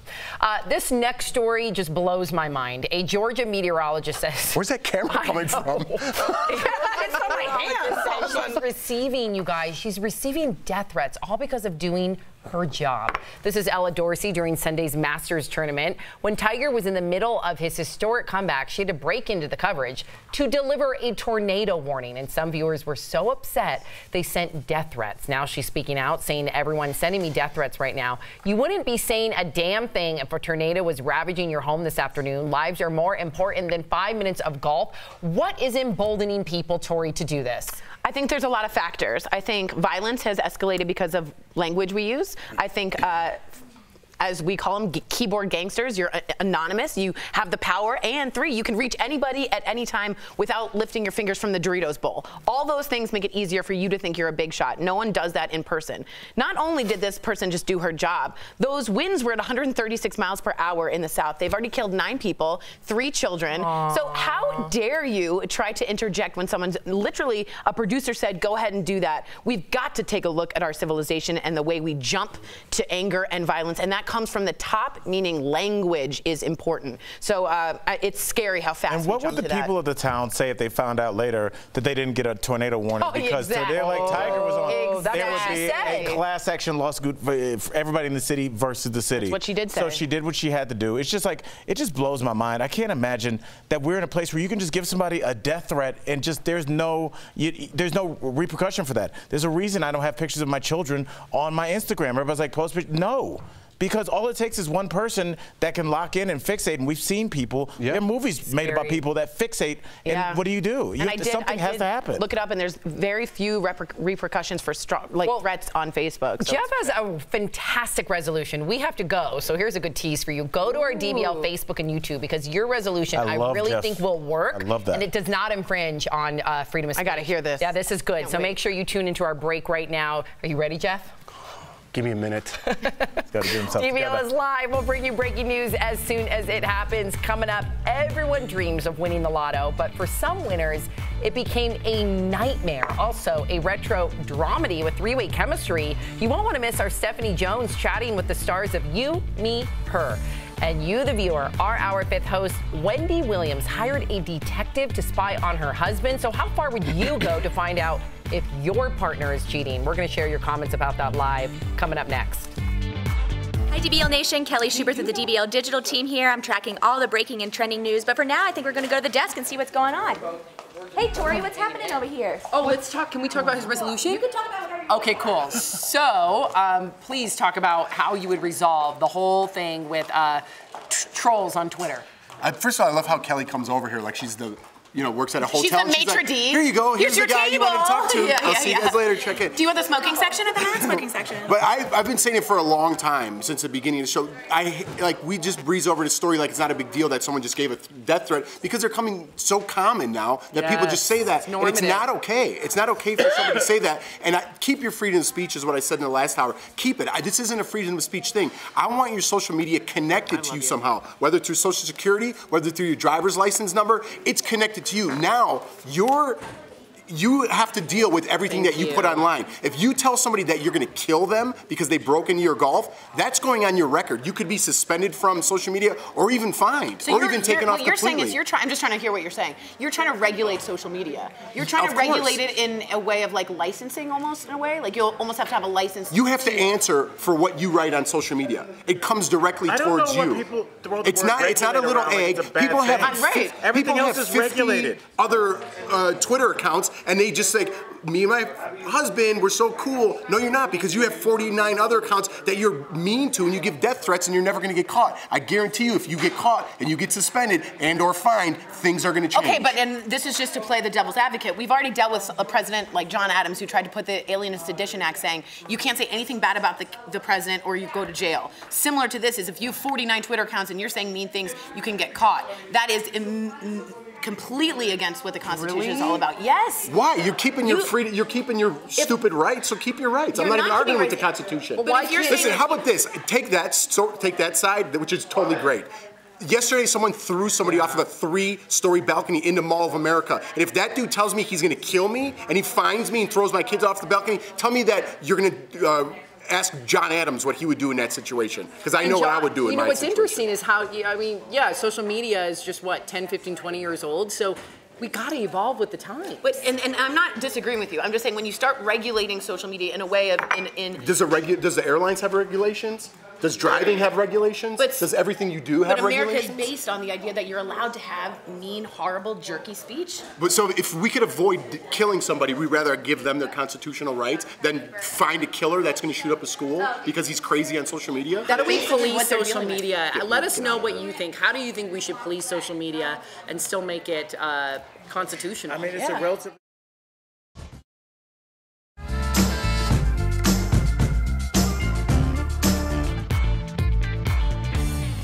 Welcome back to DBL. It's time for Fifth Host when we talk about what you're talking about. Wendy Williams is now officially a hot topic on her own show. She's been in a sober living house, and now it's being reported that Wendy hired a private investigator to see if her husband was cheating.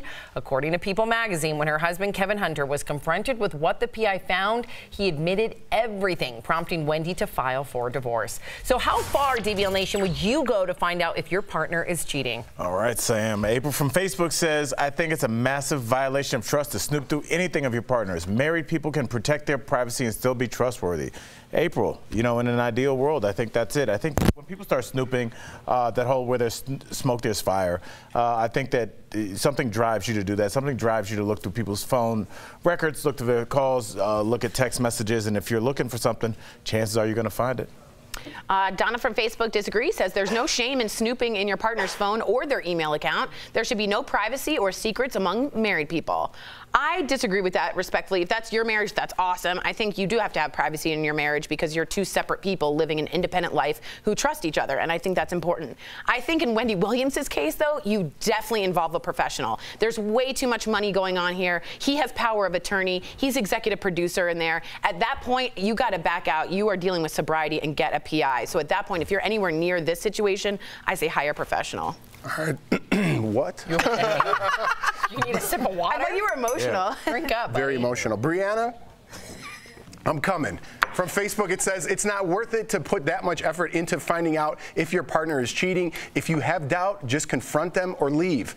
I'm with you. I think exactly that, but unfortunately, some people have doubts sometimes. Sometimes you do something that, you know, leaves your partner wondering. My wife has the passwords to all my phones, all my emails. She could look whenever she wants, and sometimes she does. And guess what? She finds something she doesn't want to see, which is nothing to be, but if you're looking for trouble, you're going to find it, is what I'm saying. And then she has to confront me about it, and then I have to explain why that's there. Again, nothing bad, but then it builds up for a week, and I'm like, why'd you do that? And then a week later, she's watching right now, by the way. We're live in Denver. And then she takes a fight with me, and we've been arguing for a week over nothing. So if you're gonna fight, if you're looking for a fight, you're probably gonna find one. But love, you got all my passwords. Keep looking.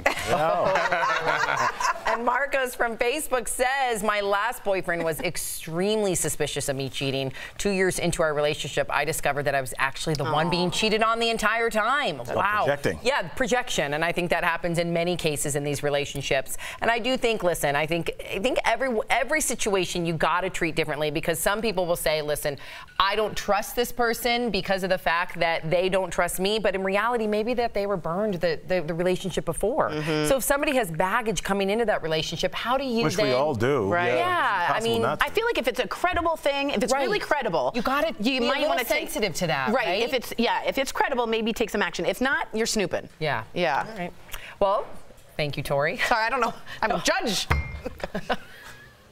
Okay, let's get to Raquel. A photographer claims Justin Bieber left him disabled, and he's taking his case to court. Raquel Villanueva has news at the moment. Sorry, Sam. Justin Bieber is being sued by a photographer he accidentally hit with his car.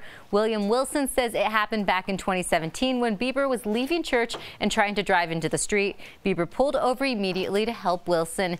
TMZ reports Wilson claims he suffered a permanent disability and had to undergo knee surgery. Wilson is now suing because he believes the insurance settlement that was offered to him was too low. Police did not charge the singer at the time because they said the paparazzi lights blinded him and Wilson shouldn't have been standing on the street. Bieber has not responded yet to the lawsuit. Yeah. I mean, this to me is just clear cut here. You're in the way. Get out of the street. Constantly trying to get photographs of him. I mean, it's literally what happened to Princess Diana. Hers did not end well. Right. We all know that story. So what did Justin Bieber do wrong here? I'm sorry. I'm just surprised that we still haven't adopted more paparazzi laws. I mean, could I go to the airport and just walk backwards and film you and your husband as you got off an airplane with your daughter? I don't understand. Though you keep saying I don't understand our laws, Tori. I know you're right. I'm not saying I know you're right. That's what bothers me. How can you do that? Because it's a public space. So I can just go and film any human being that I want with my phone, just like this. If you're in a public area, you have every right to. There's no expectation of privacy there. I know you're right. That's the scariest thing. Yeah. I cannot believe you have to be diligent. Digital and diligent. That's it. That's right. Well, coming up, a sweet little pup who already knows commands. Good boy. She's ready, or girl. She's ready for adoption in today's Romans Rescues. Plus, a quirky rom-com has introduced the word throuple. That's a thing. Stephanie Jones gets a scoop with two of the stars of the hit series You, Me, Her next.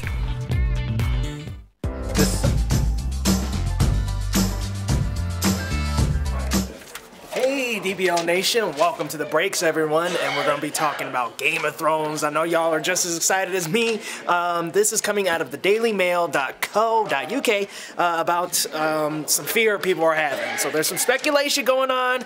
Sophie Turner posted a picture on her Instagram of her character Sansa. Well, it wasn't even her character necessarily, it was her taking a nap, but the picture is literally her with her eyes closed, and it's just a picture of her head. So people are really speculating this could be the death of Sansa Stark. That's coming up. I want to show you the post real quick.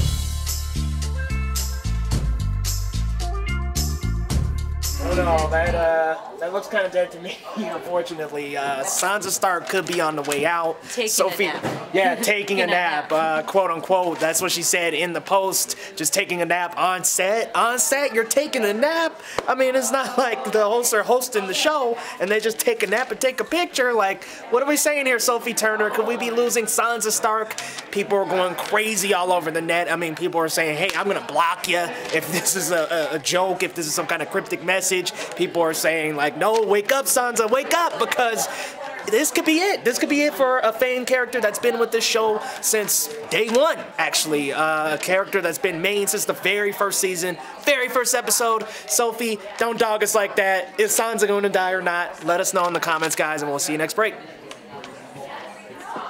And clear. Thank you, sir.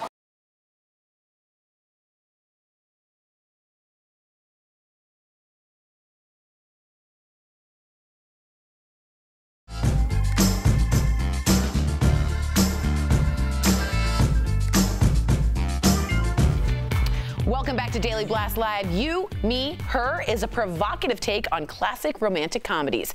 Jack marries Emma, and the couple falls in love with Izzy, making them a throuple. This alternative relationship is called polyamory, where partners can be intimate with more than one person. Our own Stephanie Jones sat down with Rachel Blanchard and Priscilla Faya to discuss the first of its kind show in today's Chatting with the Stars. What do you say when you break this little sex slump before the nausea kicks in? Okay. Really? Just start without me. So our pregnant wife just told us to have sex while listening to her bark. I've never been so aroused. So Rachel and Priscilla, welcome to Daily Blast Live. The two of you are involved in a lot of romantic situations with your co-star, Greg Polar. So is it ever difficult for the three of you to get through those saucy, sexy scenes? The first one was not difficult, but it was nerve-wracking, I think, for me at least. And yeah. But there is, with three people filming them, and usually a Steadicam following us around, it's always a little awkward because one person's just waiting like patiently to go in. I'm just, you know, we're like, have you had a mint? Yeah. Yeah, like, is your breath bad? But yeah, the first one for me, there's no one else to look at. Greg's not here. So how do you get your sauciness on when you're surrounded by loads of strangers? You just, you try and ignore, you know, you're in the scene and try and ignore everyone around you. But for the most part, our show deals more with the relationship aspect of things, so we don't have many scenes like that. Are we trying to make you, me, and her look just like you and me?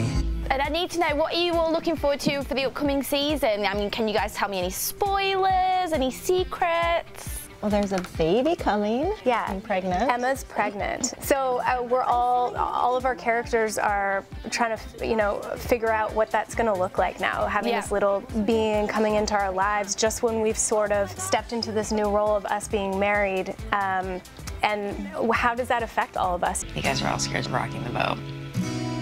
But the boat needs to be rocked. It'll be interesting to see how all that plays out, and I look forward to seeing you play a mummy on screen as well. Thank you. It was fun. Thanks for having us. You can catch the 4th season of You, Me, Her tonight on Dish's Audience Network. We'll be right back. Promotional consideration is brought to you.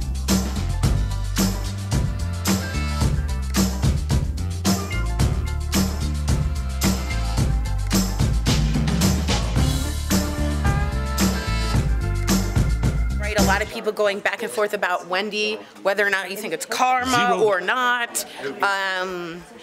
If you guys don't know, Wendy Williams used to dish it, still dishes it out a lot, and a lot of people are saying, well, she dished it out when people were at her worst, and now she's at her worst, she deserves it. I don't think that's good karma for you to be thinking that way, but everyone has to their own opinion on what Wendy Williams is thinking. I gotta be honest, when you're trying to get sober, I think distractions can't help in any way, shape, or form. And TMZ reported they delivered the divorce papers with a bow at work. Okay, I thought I was going to do more of that. Kimmy J. Handback writing about what Jeff and I were talking about. You can have freedom of speech and still make people accountable for their actions. You're absolutely right. The problem is, and it's not that I disagree with Jeff, I'm just trying to give the other point of view. The problem with holding people accountable is, what are you holding accountable, and when does that level reach that you need to hold somebody accountable for? So for instance, there's a very famous case of neo-Nazis that wanted to walk through and march and say anti-Semitic horrible things in Skokie, Illinois. And Skokie, Illinois is where a lot of Holocaust survivors were. And it went all the way to the Supreme Court, Skokie v. Illinois, and you're allowed to have a KKK rally, walk through a very African-American town. That is the upside and also the downside of America in terms of freedom of speech. There's a lot of downside to that, but there's also a lot of upside. Let's talk, bozo. Okay, Kimmy J. Handback says, what about this? What if... He doesn't really think I'm a bozo. No, but what about this? What if it's a privilege, and if you don't put in your information, and then you can't use it? What makes you have an American right to use social media? That has nothing to do with the Constitution. That's true, but I wonder what platform you would... I'm done. Okay. Well, okay, but that begs the question of, then it's not a free social media platform. Like, for instance, if you're saying, we're going to regulate your speech... What if it was 99 cents a year? It doesn't matter the money, it's just saying, for instance... Facebook just now took off white nationalists. They're banning that. That's the first time. They still had it on for all these years. So if you're a social media platform saying you can be on it and it's free and you can do whatever you want, or it's 99 cents, but I'm going to regulate what you say and you get punished for what you say? You don't get regulated what you say. You can say whatever you want. If you say you're going to kill somebody, then you're going to get punished. Or you're going to get banned, or you're going to get fined. Which is absolutely in their right to do so, because it's a private company, they can do so. However, when I looked up threats, which is very bizarre to me, you have to not only have a credible threat, you have to have proof that that threat is actually going to go take place from a reasonable person. So someone shouting from the rooftops, I'm going to kill someone on Facebook, doesn't necessarily have a credible proof that they're threatening someone. I agree with you, but the laws need to catch up with what social media is. And maybe that's the way you go. Maybe Jeff's right. Maybe that's where the laws are headed. We're in the middle of social media laws right now. We're regulating it as we speak. It's 10, 15 years old. So maybe that is the way we're end up going to go, and saying if you say it that way, you're going to get in huge trouble. Or we're going to go the more other way, which is a complete freedom of speech, which is where we are now, and we might be in some trouble. So you have a point. Wrap it up.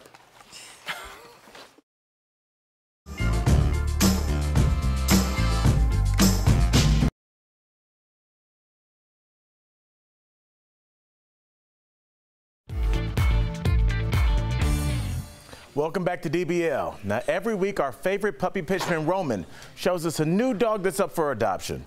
Today, we meet Summer, who just might be the perfect addition for your home. Here's today's Roman's Rescues. Hi, everyone. This is my friend Summer here, and she's 1 year old. All right, Summer, sit. And she's going to be on PFR's transport. Yeah. Hey, sweetheart. And her name is Summer, very sweet, and like I said, she's 1 year old. Yeah, that's what they guess. She's a very petite little girl, huh? Very small, though. Yeah, what about her personality? her personality is she's low-key and hyper. She's low-key when she wants to be and hyper as well. She's very sweet. Very loving. Oh, that's your example for her being loving. But yeah, she's just a sweet personality dog. Good. And she'd get along great with the family, with the kids. Yeah. Oh, where you going, girl? All right. What do you say? Thank you. Bobo. It's a widow Bobo. I know. That's a smart girl, smart girl. And you, if you're interested in doing some training and you have young kids, that can help them teach responsibility. Which you've done. You've trained both Yes. your dogs. Oh my gosh, I was very lonely at one point. I spent a lot of time alone with my dogs, so it can help teach children responsibility. So great dog for a family. Very cool. Great Make sure you dog. go to projectfreedomride.org, and that's not the only dog that needs to be adopted, so right. check them out. Well, if you're leaving us right now, you can still watch us live on Facebook and YouTube. Here's what's coming up next on Daily Blast Live. The latest in Paris. One day after fire ravaged Notre-Dame, we'll share the city's plea to the world. Plus, living legend Cher turns back time and sings an oldie but a goodie. I got flowers. Tells us the real story behind I Got You, Babe. And sometimes winning the lotto isn't all it's cracked up to be. We're sharing infamous lottery nightmares when DBL comes back.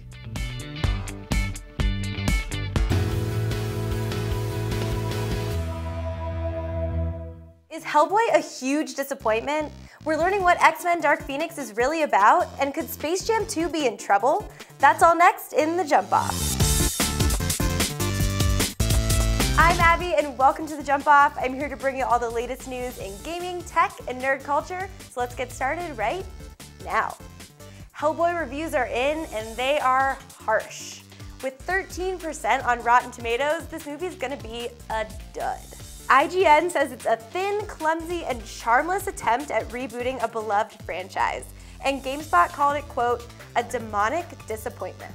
It looks like they should have just left Big Red to Ron Perlman, but will you still see the movie despite what the critics say? Let us know in the comments. And we're getting a better idea of what X-Men Dark Phoenix is going to be like, and it looks like it's going to be the darkest in the series yet. Dark Phoenix will also be the last of the franchise. Sophie Turner is opening up about the film. She plays Jean Grey and says they looked at addiction as a reference for this movie and how it can affect the people around you. She says, quote, that's kind of what happens to the X-Men. It's very real, and I think it will resonate with a lot of people. So who will live and who will die? We'll just have to wait until June 7th when the movie hits theaters to find out. But is Space Jam 2 in trouble? New reports indicate Warner Brothers is having trouble getting NBA players in on the project. LeBron James is an executive producer, but so far he's the only big name associated with it. The Hollywood Reporter is speculating it's because the Space Jam franchise has close ties with Nike, so players who are sponsored by competitors aren't willing to get in on the movie. Rumor is Steph Curry, James Harden, and Kevin Durant have all said no. That's it for The Jump Off. As always, I'll be here every week with your latest in gaming, tech, and nerd culture news. See you next time. I'm a star!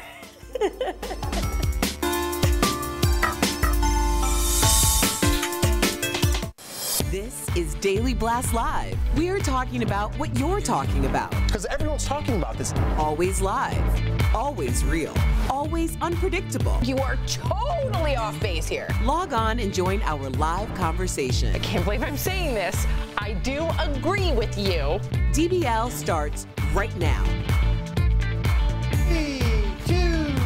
Welcome to DBL. We are live, and we're talking about what you're talking about right now, so let's get started. Today, we are continuing to follow the latest out of Paris after a massive fire tore through the Notre-Dame Cathedral. Fortunately, we're hearing both towers are safe, and right now we're getting new images in on some of the damage. You can see the extent of the damage in this aerial photo, and yesterday, the cathedral's famous 300-foot spire came crashing down and the roof caved in. No word on what caused this fire, but an investigation is underway, and now religious leaders are responding. Here's what the Archbishop of New York has to say. Notre Dame Cathedral represents what's most noble, what's most uplifting, what's most inspirational about the human project. And to see that reduced to ashes, my oh my, I remember our song, From the Ashes, We Rise Up. We had Ash Wednesday. We want to rise up with Jesus at Easter. And I believe that there'll be some rising from this dying. Amen. And last night, people gathered outside the cathedral to sing for hours. Take a look.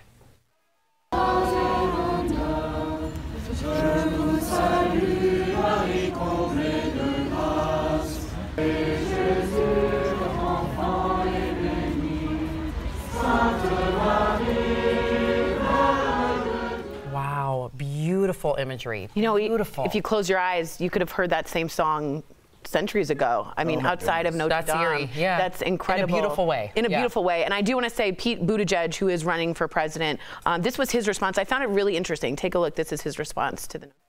Peuple de France, je voudrais dire que nous partageons la douleur aujourd'hui, que la cathédrale de Notre-Dame, c'était comme un cadeau à l'espèce humaine. Et nous partageons la douleur, mais aussi nous vous remercions de ce cadeau à la civilisation. So whether or not you are going for him or going for someone else, or I'm going for him now. Yeah, but speaking French in that way is so respectful. He speaks 7 languages. He's a Rhodes Scholar. But this man to a veteran, two-time veteran, yeah, Navy lieutenant. But the way to say it in French like that is a gift to the human species. It is. It's a jewel for some people, and I thought that was quite respectful. So I thought that was nice. Beautiful. Thank you for sharing that. All right, so let's move on to this next story. I think Al's going to have something to say about this one. There's something you probably don't know about Cher. Last night she talked about how she's actually very shy. Of course, this seems hard to believe with some of the outfits we've seen her in, like this one from the 1986 Oscars. Love it. She seems anything but shy, but she says it has to do with singing. Take a look. No, I know, but I get embarrassed to sing in front of strange people. It was terrible. It was really terrible. I was so shy. And she wasn't too embarrassed to sing a little on the Tonight Show. She sang with the cast of her Broadway musical about her life. Take a look. Babe.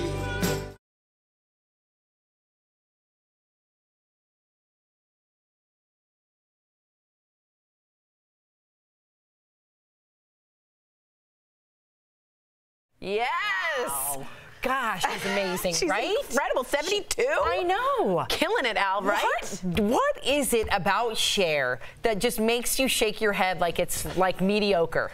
First of all, I was happy that you were jamming out. Okay, but you seem like you. That was a mediocre head shake. It's not. That's not my cup of tea, and I would argue that it's not your cup of tea, Sam. Excuse me? When's the last time Cher was coming through the speakers in your car? Maybe a long time, but okay, maybe. One of my cassette tapes was Cher. Okay, that if was I could turn back 20 years time. ago. That was if you can turn back time, you'd have a cassette deck. Still, that was one of my first cassettes, and I love her. She had a decorated career, but I do think, and we have seen this, there are people that go on a little bit too long. I go to concerts probably once every 2 weeks, and I see some guys that I really liked, men and women, and they should have stopped touring a couple years ago. I totally disagree with you when it comes to Cher. My mom went and saw Cher a few months back in Vegas. I saw the footage. She is still rocking it. Is she? Still sounds good. Woo! Yeah, I know, right? I love Cher. I think she's almost got an EGOT. That's the other thing. She's going to try and get the Tony with this production of Cher on Broadway. But think she'll get it? I think so too. That's a very talented person getting an EGOT, don't you think? That's really impressive. She's had a great career. I'm not hating on that. I just think, like, at this point, I think we've seen our better days. I think it's a fair statement. Would you not say that? I don't agree with you, but that's okay. That's what this show's about. Well, maybe turn your cassette deck up and hear me. Okay. And today we are, this is some sad news, but what a career Georgia Engel had. We are remembering actress and comedian Georgia Engel, who died on Friday at the age of 70, according to a friend. Georgia earned 2 Emmy nominations for her role on The Mary Tyler Moore Show. She played Georgette Franklin. Here's a clip from that show. I'm sorry, I'm not very good at jokes.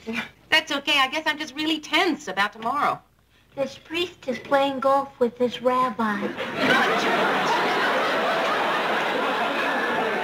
You don't have to do this. I know another one about a fat lady and a duck. No, it's Georgia had a prolific TV career, including 3 consecutive Emmy nominations for her role on Everybody Loves Raymond. She also appeared on shows like The Office, 2.5 Men, as well as Grace and Frankie.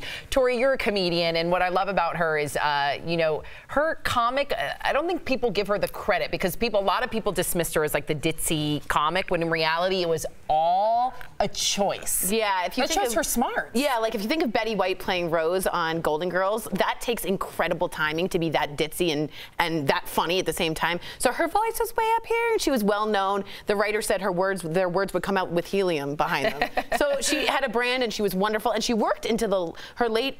You know, speaking of Cher, she's working until she was in her 70s. So yeah, good for her. And like I always say, the person that's always underestimated in comedy is the straight man. Yes. Everybody needs somebody to sound off on, and this is why did that make you laugh?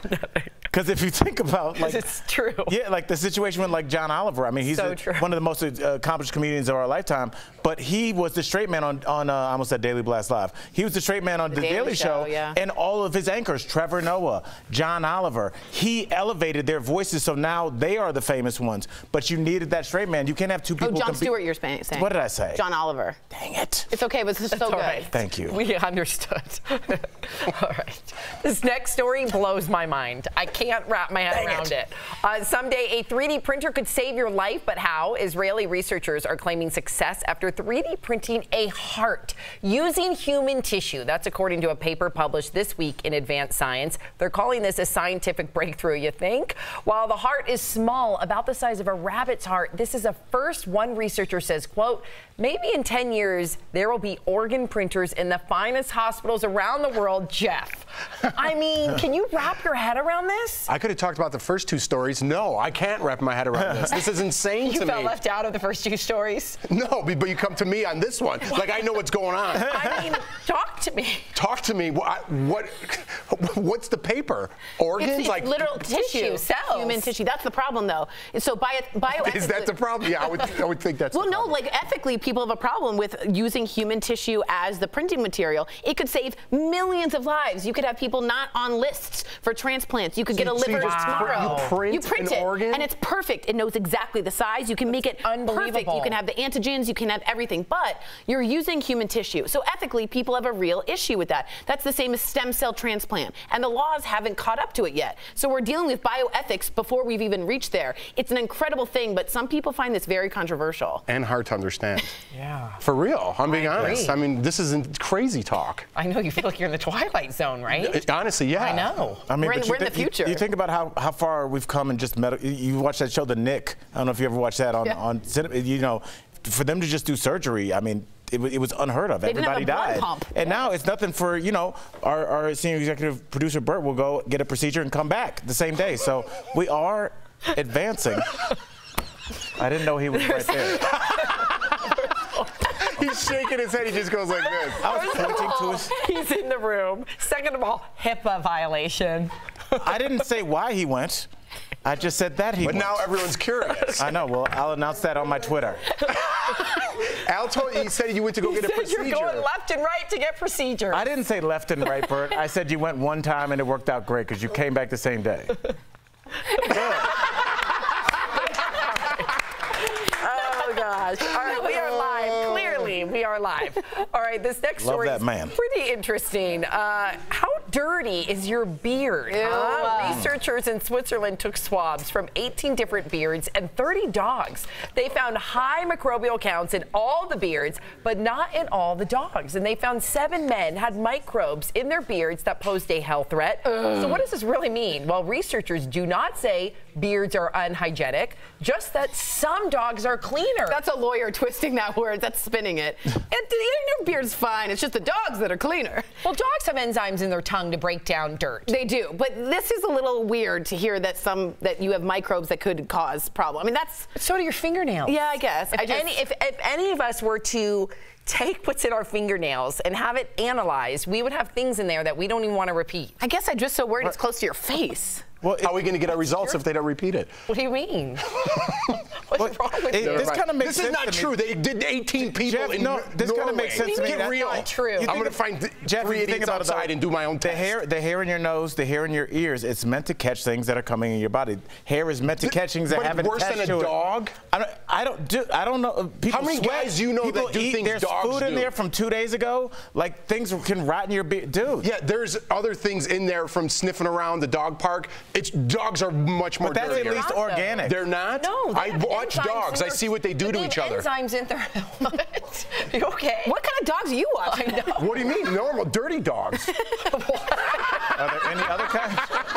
Dirty dogs. I'm out. It's a new Pixar film. Dirty dogs. I'm out. Because I'm sticking up for my man Adam over here. It's not true, Adam. Don't bring Adam. I can't do the same cam on himself. Why are you bringing Adam into Adam, this? have No you- one brought Adam's got a mic. Adam's got a mic. Oh. See, that's why I brought him in here. Okay, Adam, what do you think? I agree with Jeff. Oh, Thanks, Adam. You should come on the panel more often. Brilliant thoughts by Adam. Brilliant. All right, thank you, Adam. Coming up on DBL, a busy restaurant, a fussy baby, and an anxious mom. We've all been there, trust me. But what one teen does next will make you smile. That's in today's Heart Threads. Plus, a whole lot of worries. You see what I did there? Some jackpot winners who want to turn back the clock next.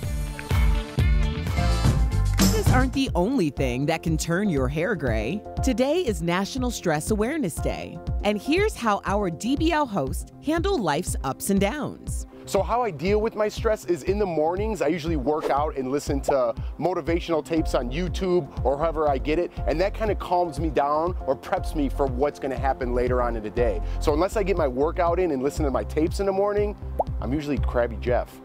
So I like to do the New York Times crossword puzzle in pen to make me feel calm, because there's only one word that will fit in each box, one letter, and that's a sure thing. I can put concrete, I know it. So for instance, 38 down, zip it, blank doodah, it's gotta be Diddy. Hey guys, it wasn't Diddy, by the way. It was Zip-a-dee doodah. Zip-a-dee doodah. Okay, so Stephen George says Al's been chugging that haterade chug-a-lug for Cher. And he wrote chug-a-lug, which was very exciting. Stephen George also says, haha, dirty dogs, which was very funny. The other thing, if you guys have seen Cher on the famous Letterman, that was really funny when she was very scared to sing with Sonny Bono. I got nothing. What's going on over here? I got nothing. Bono, right? Bono. Obviously, he passed away. Bono's the singer. He passed away skiing, and I didn't realize how many people, until I moved to Denver, got hurt skiing. Our cameraman, Rob, shout out to you, Rob. Miss you, Rob, came up to my show last week. My co-host didn't, but glad you made it.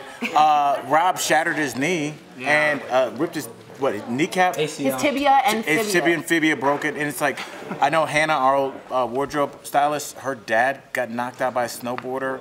Well, you don't even wear helmets. It's like when you hit like really hard. I mean, I know that there's days where right? When you snowboard, you don't wear helmets? Most people don't. Really? I thought you did. I didn't know. Joel, our producer, did our Game of Thrones shoot.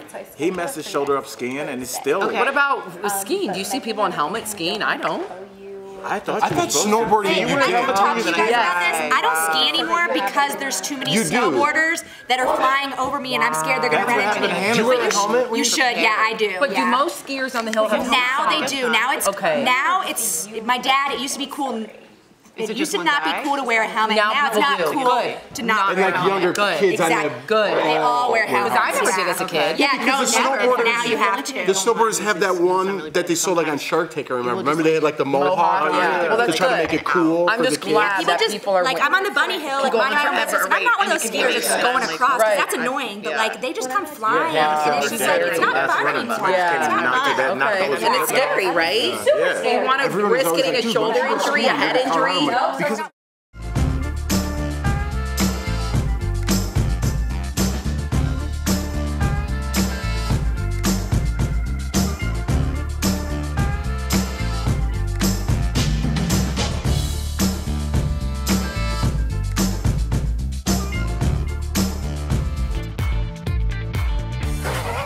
Oh my God.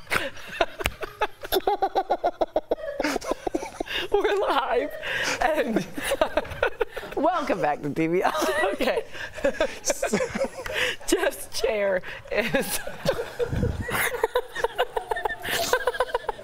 Welcome back to DVL. Okay, we're okay. We got it together. We got it together. I'll tell you after all this. We'll tell you what's going on with Jeff. Okay. Nothing. It's okay. I got it. A South Carolina man is thanking his lucky numbers for a $100,000 cash prize. After 20 years of playing the same 5 numbers, he finally got paid. He said he didn't even need to check his ticket to know that he'd won since he had the numbers memorized. And tonight's Mega Millions is added again. This time, the pot is up to a staggering $157 million, but not all lotto winners will walk away smiling. You probably heard of the curse of the lottery. Well, it's tempting to buy a ticket, hoping to win a prize that will change your life. But some people have learned that their lives change for the worse. Like a New Jersey woman who gambled her prize money away. She beat the odds and won the lotto twice. But she reportedly loved gambling. She hit up Atlantic City and lost it all out. Atlantic City hit her up. I know. Yeah, that's a yeah. Woo. I don't know. It's usually when people gamble and they win extreme, they lose extreme too, because part of that disease is, it's not the winning and losing, it's the not knowing. So the adrenaline. Yes, there you go. There you go. A Colorado man sued the state for $4.8 million. Back in 2005, he split a ticket with 2 other people. He cashed out his portion, paid off the taxes, walked away with more than $500,000. But 10 years later, get this, he found out that the 2 people he shared the winning ticket with, they actually cheated to win. Now the man wants the full jackpot. Jeff, rightfully so. They cheated him, not cheated on the lotto. Did they cheat the lotto? If they cheated on the lotto, well, let's find this guy. Isn't that a state? The next one He should get the whole pot. Don't you think? First of all, they didn't cheat. That's a typo. How do you cheat on the How do you cheat on the lotto? You got to argue with me about everything. How do you cheat on the lotto? Jeff, I think you can cheat on the lotto. I think you can cheat on anything. How do you cheat on the lotto? If you can counterfeit the $100 bill, you can counterfeit a lotto ticket. And they're going to pay you out? If they're not diligent about checking it, holding up to the light. Could you help me out? Yeah, Is this crazy talk? I think what they meant is that those other people were cheating the other guy, not the lotto, right? Well, regardless, he deserves the whole pot. He does. He deserves it. A man from Pennsylvania said he was happier when he was broke after winning $16.2 million he invested in family businesses. Then his own brother tried to take a hit out on him, hoping to inherit some money. Sadly, the winner was $1 million in debt after only a year, and probably didn't like his brother much either, huh, Tori? Oh my God. Here's the thing, whenever we say like no one has come forward, no one has done anything, that's because you got to get yourself in order. And that means mentally you got to get yourself in order. That's an enormous lifestyle change on the beat. I love this rockin' music you're talking to. But you do mentally have to. But how do you do that though? Realistically, I understand what you're saying is very prudent and it makes sense. But if you know you have $158 million and you're like still trying to go to work and like pump gas, I'd be like, I'm rich. I would just yell it. Yeah. So I think you have to remove yourself. You have to. And I would have to say you'd have to be somewhat anonymous. People are going to be hitting you up left and right. I still think there should be a federal law that allows every lotto winner to be anonymous. I agree. Just for safety reasons. I agree. By the states. I think it should be federal. Before we go to break, I think we need to address the elephant in the room. What happened when we first came in is Jeff's chair has been honking for like the last couple of days, and we couldn't figure out where the honking was coming from. Jeff got really upset yesterday because we were blaming his chair. He said it wasn't his chair. Well, we all realized it's your chair right before the break, right before we came on. It's not going anywhere. Well, it did earlier. Yeah, that was a definite honk. Yeah, What do you mean I got mad? I didn't get mad yesterday. You were upset yesterday. I had an awesome joke, and you guys kept laughing, and no one heard the joke. What was the joke? I don't remember. Your chair was... It was Becky with the reclined chair. That was awesome. It was a good one. That's one of the jokes of the month. Yeah, honestly, you thought about it in real time. I'm impressed. Thank you, buddy. Chair and hair. Yeah, well, no, but it's a... See, that's why you guys just giggle.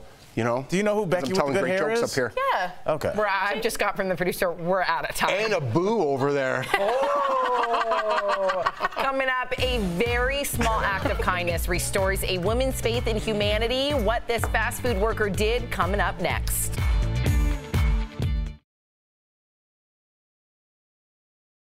DVL Nation, it's Lex. I'm here with the DVL Digital team, giving you guys more top trending stories during the breaks here at Daily Blast Live. DVL Nation, keep writing in what you guys would do if you won the lottery. If you want to clean up and not have a mess, make sure you see Lex on a desk. Don't look downtrodden. So, trending story for you guys. I'm just gonna let that breathe. Just gonna let that marinate, if you will. Smells like onions and garlic. Go ahead. I really like this dress. Got it at Poshmark, $20. If you don't know, it's an app where you can bid for clothes. It's Gabby Sky. If you're at all poochy like I am, I'm a little tummy heavy. I like the shift, and Gabby Sky makes a nice dress for that. It's like a really, really flattering shape. And if you feel it, it's very, I have some Spanx, sorry, but if you feel it, you'll feel it's thick. And the cut, I like the cut up Yeah, here. it's sexy, but not too. Yeah. Yeah. Keyhole. Love it. Keyhole. Lex is helping me look cool. Love it. Oh, I had nothing to do with this. This is fantastic. Thank you. So, story for you. Yes. Aretha Franklin just won a Pulitzer Prize. Yeah, it's a special citation prize from like Pulitzer. And yeah, very exciting. So she joins Bob Dylan. Posthumously? Yes. Yeah, I just skipped that word because A lot of people don't know that word, let's be honest. On the side. Some people go posthumously, and it's hard to say. I'm not going to ever get at you for not knowing it's posthumously. I was just saying it on the side. Assuming, assuming she has passed away, right? Correct. That's what the word is. Yes, it means you've passed away and you're getting something posthumously. We're boring, John. He's yawning. He's yawning. He's giving us the rap. Anyway, just so you know, the Pulitzer could be given for lots of things. Fiction, nonfiction, singing, photographs. And did you know Lily Pulitzer married into the Pulitzer family? An actual Pulitzer. Huh? Full circle. She should get a Pulitzer for clothing. Lex on a desk. If you just speak through.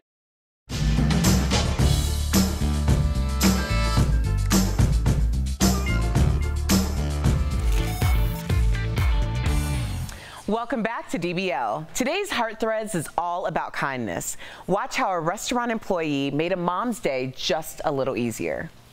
A Jimmy John's worker saved the day by playing Baby Shark. When Linnea and her baby stopped in at an Ohio Jimmy John's, Liam started to get fussy. Nobody wants to be the ones in the restaurant, you know, with the crying kid, making everybody upset. Employee Barry noticed and wanted to help. I was just like, what could I do to make them happy? I turned off our music and put on Baby Shark because I have a little brother, and I know how that all goes. Amazingly, Liam's mood immediately changed. Linnea filmed the moment and posted it to Facebook, proving that a small act of kindness can go a long way. We waited 17 years for him. We had numerous miscarriages, stillbirths, and then my miracle happened. And ever since my miracle happened, I look at this world and I worry. And then something like this happens and it reminds me that at the root of all of us, we're still good.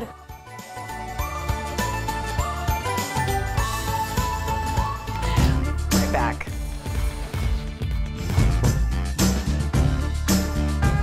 Mike, AKA Fedora Mike, AKA Fedorable Mike. We're gonna go through I got many some comments. You have many nicknames. Haircut, let's address that right now. All right, now, if you didn't see Mike before, if you watch the show, you've probably seen him when they do cutaways. But you had a full head of hair. Now, what prompted this? I did. Because I'm digging it. Very aerodynamic. I know you're a cyclist. Yeah, well, I decided to get a haircut because it was finally warming up here in Colorado. The weekend, it was like 60 degrees. We almost hit 70, and I was out riding my bike, and I was a bit hot, and I was like, I'm just going to cut it off, do my summer cut now. Got the summer cut ready. I stayed with the summer cut, but that's because I'm 41. So God gave me a permanent summer cut. All right, let's read some comments. So a lot of people are saying, a lot of people are commenting about Cher. All right. And, I'm sure some people are not happy with me. Yeah. That's all right. Let's dig in there. So I was wondering, explain that on Cher. I just don't know if the quality of the product is that great anymore. And that happens with all performers, especially performers that rely on their voice. It's going to happen to everybody. It happened to Frank Sinatra at the end. It happens to rappers a little bit earlier. You forget your lyrics. You're just not as spunky on stage. It's just how life works. As you get older, you can't deliver those performances. That's why you got to see people when they're young. Now, if you want to go see a Cher kind of tribute show, you want to see her on Broadway, I say that's great. But as for dropping albums that's supposed to have like 12 to 14 dope tracks on it, I don't see it. Convince me.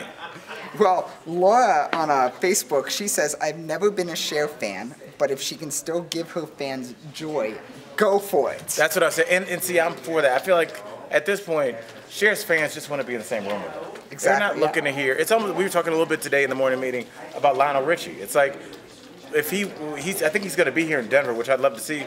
But it's like, I'm sure he's working on new projects, but like his biggest fans don't want to hear that. They want to hear the old hits because it makes people remember when they were young and where they were in their life. It's a nostalgia thing, and I think that's where Cher is. I don't think people are like, oh, you hear Cher's new track with Future. Like, I don't want to hear. First of all, that commercial was embarrassing. Like, I don't want any kind of new with Cher. I want old school Cher, and then that's it. So someone else actually on Facebook commented, if I like a performer, I would watch them when they are 90, even if they are still performing. Yeah, and that's cool too. Our senior executive producer Bert. He said he saw Frank Sinatra several times throughout his life, even towards the end when he was using cue cards to remind himself. But again, people that are going to see Frank Sinatra, whatever age he was, 85, 90. You're not going to hear My Way sung like he sung it when he was 35. You just want to hear it one more time because there is something to be said about catching somebody on their last tour. So I'm mad I didn't see Don Rickles. I'm a huge Sinatra fan. Yeah, what's your song? So my morning alarm is New York, New York. Oh yeah, okay. Yeah, Are you a My Way guy? Yeah, I like it. I love Sinatra. He personally inspired the fedora. There we go. All right, man. Well, you wear it well. Thanks. Keep the comments coming.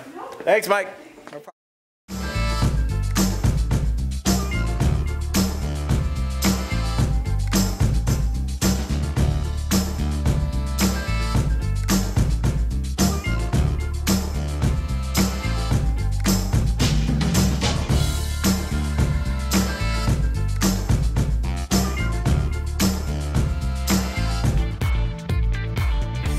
Welcome back to DBL. Before we go, we have to share an incredible story. A group of workers found a dog swimming near an oil rig in Thailand, 135 miles from shore. Thankfully, they were able to rescue the dog, and they named him Survivor. What was he doing 135 miles out there? Look at him. Look at the baby. I'm so happy they found him, and he's okay. He's healthy, thank God. Oh my God. That's crazy. I don't have a theory for this. Rig. They got to keep it on there, Oh, that dog is good luck. Yes. That dog is. That should be like the most sought-after dog in the world. And they said he wasn't whimpering, he wasn't whining, nothing. Like, he looks very calm little guy. It's almost like a lotus flower that can bloom in any water. What? Wow.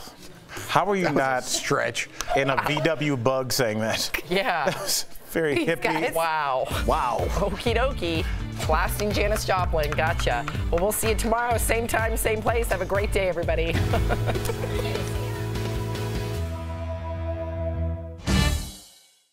DBL Nation, the show has gone a bit rogue today. It feels like a Friday, but it's time for Between Shows with Shtooby, and I've got a really interesting story. And Shulman, I've got a really interesting story for you. Reese's is freezing their eggs. There's a lot of follow-up questions that I have. Okay. So you can buy frozen Reese's peanut butter chocolate eggs. Good guess, but what they're doing is, the Easter eggs. Let's see if I can find one around Everyone here. ate all your Easter Everyone eggs. ate all of them. Wait, there's Kelly, one if over you don't here. know, is the candy dish lady. The candy dish lady is the most popular lady in the office because she always says the Candyman can. Okay, so they're putting these into a freezer. Okay. And when summer comes, when you're really craving that Easter egg from Reese's and you can't get it, well, they're going to release it to a bunch of winners. So you can win the eggs so you can still eat them in the summer. Or you could just put this in your freezer and be a winner yourself. That is a great point. I think they were trying to be like, we're freezing our eggs to be funny. The other thing with that is, and I'm not saying I'm PC enough, but that's got to be like a lot of women who freeze their eggs. Right? That's not a fun thing to it's go like not a fun thing to necessarily. I was thinking the same thing. I dropped my egg. So you're going to get 36 thawed eggs. And do you want them thawed? I want them still frozen. Yeah, I don't think this plan was well thought out. It's a little strange. I think Reese's was in pieces when they thought of this. But hey, if you want to win the thawed eggs, go to Reese's Twitter account and apply. Or just freeze your own now. But you do have to buy them. What do you mean? Look what we just got. Oh, we got a lunchbox for the Avengers. This is Avengers lunchbox here. Let's hold it. We're giving this away next week as a part of our Avengers prize pack. Wow. Also, we'll have another breaking Avengers story coming up. Leo will be reporting on that soon. And the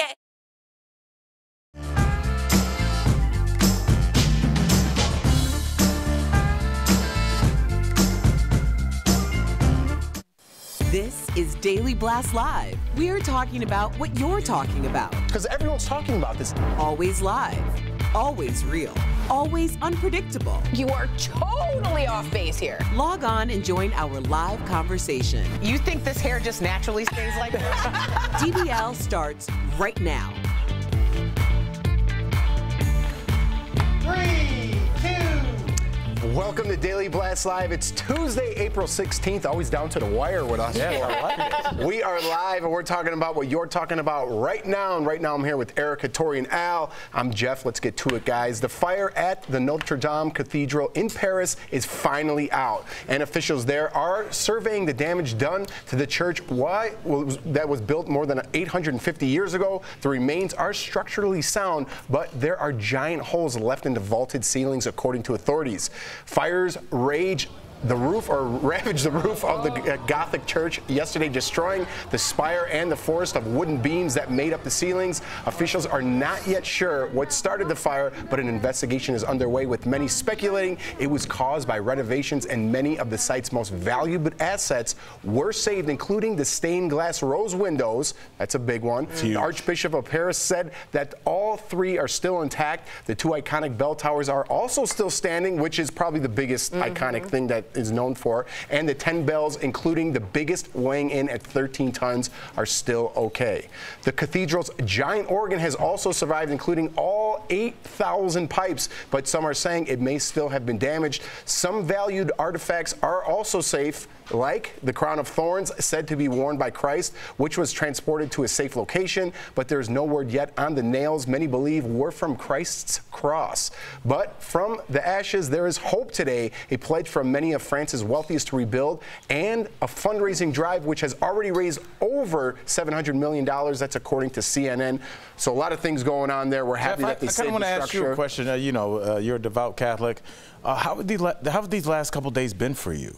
You know, I believe in God, Al, and I go to church on Christmas and Easter, so I'm not that devout, you know. But, you know, I think saving something like this and still having the structure left is important to me. I actually saw a picture this morning that was kind of inspirational to me, and I was scrolling through. It was actually on Bear Grylls' he reposted it from the BCC, and it just showed, like, if you believe in anything, if you believe in God, it shows you that there's hope. That's inside the church right now. It was all burnt down. It's still standing. There is a light of hope at the end of the tunnel, and that's how I live my life. There is that light of hope no matter how dark things get. So it's an inspiration to me. You know, even though it's burnt down, it's still an inspiration. I think it's an inspiration to a lot of people. Notre Dame literally translates to Our Lady, meaning the Virgin Mary, and a lot of people think of Notre Dame as a representation of the Virgin itself. And those artifacts aren't just artifacts. They're actual, you know, reflections of Christ to a lot of people. So I'm glad they're rebuilding. It's an icon for Catholicism, for Paris, for France, and for the world. So I think it's brilliant. I think it's important that we're having this conversation. Maybe this will be the jumping off or the catalyst point for us to talk about what's happening in our country as well. I know a lot of people have come together, been very unified, and talking about the importance of church in terms of community. The church are the people, and we do have to remember a lot of people from DBL Nation are talking about it. So I am bringing up the fact that we are aware that there are 3 black churches that were burned down in Louisiana because of a hate crime. Let this be a good reminder to support and rally around the community that represents you as well in whatever capacity. I'm not saying that people shouldn't spend their money the way that they want to spend their money, but let's just remember that this could also be a great way to talk about that as well. Well said. Absolutely. We have to give a big DBL shout out to Hoda Kotb. Do we need a copy? Is she just Hoda? She's Hoda. She's Hoda. Like she's Oprah. The 54-year-old Today Show co-anchor announced that she has adopted a baby girl named Hope. She called into the show this morning to make the announcement. Let's watch. It's a girl. It's a girl. Oh, wow. Oh, wow. And her name is Hope. Oh my gosh, Hoda. My goodness gracious. Hoda, congratulations. I'm so happy for you. And Hope Catherine is Hoda's second child. She also has a 2-year-old daughter named Haley Joy. Likes the 2 names. I just want to say something, guys. It's like you hear the enthusiasm and the overall just joy in her voice, no pun intended, with her daughter's name. But, you know, I know a lot of people, when they think about adoption, they're like, well, it's not going to be my blood running through them. That feeling that she obviously is exuding, blood has nothing to do with it. As somebody that grew up with a sister that was adopted, it never came up once. Never. It's like when you adopt a child, it's such a big deal because they'll forever be grateful and there'll always be this bond. And don't let something as silly as like blood get in the way of that. So also, good on her. I completely agree with you. And I think also knowing that Hoda had cancer early on and waited to have children and didn't know if she could. And then by the grace of her heart and her financial freedom is able to adopt 2 children in her 50s is a remarkably wonderful thing. Right. Now, it has to be asked, guys, do you think that having young children at that age is could be detrimental? 54. 54. Right. I think if you, I'm going to just be frank, if you have Hoda's money and you can have... Let's assume we're talking to most people that don't have her money. I find that dangerous, and I know that's hard to hear, but I worry about someone being... That's very old to have a newborn, 54. Well, for a lot of people, it's not a choice. I mean, I certainly have people in my family who are taking care of their great-grandchildren, and that's just the way that works sometimes.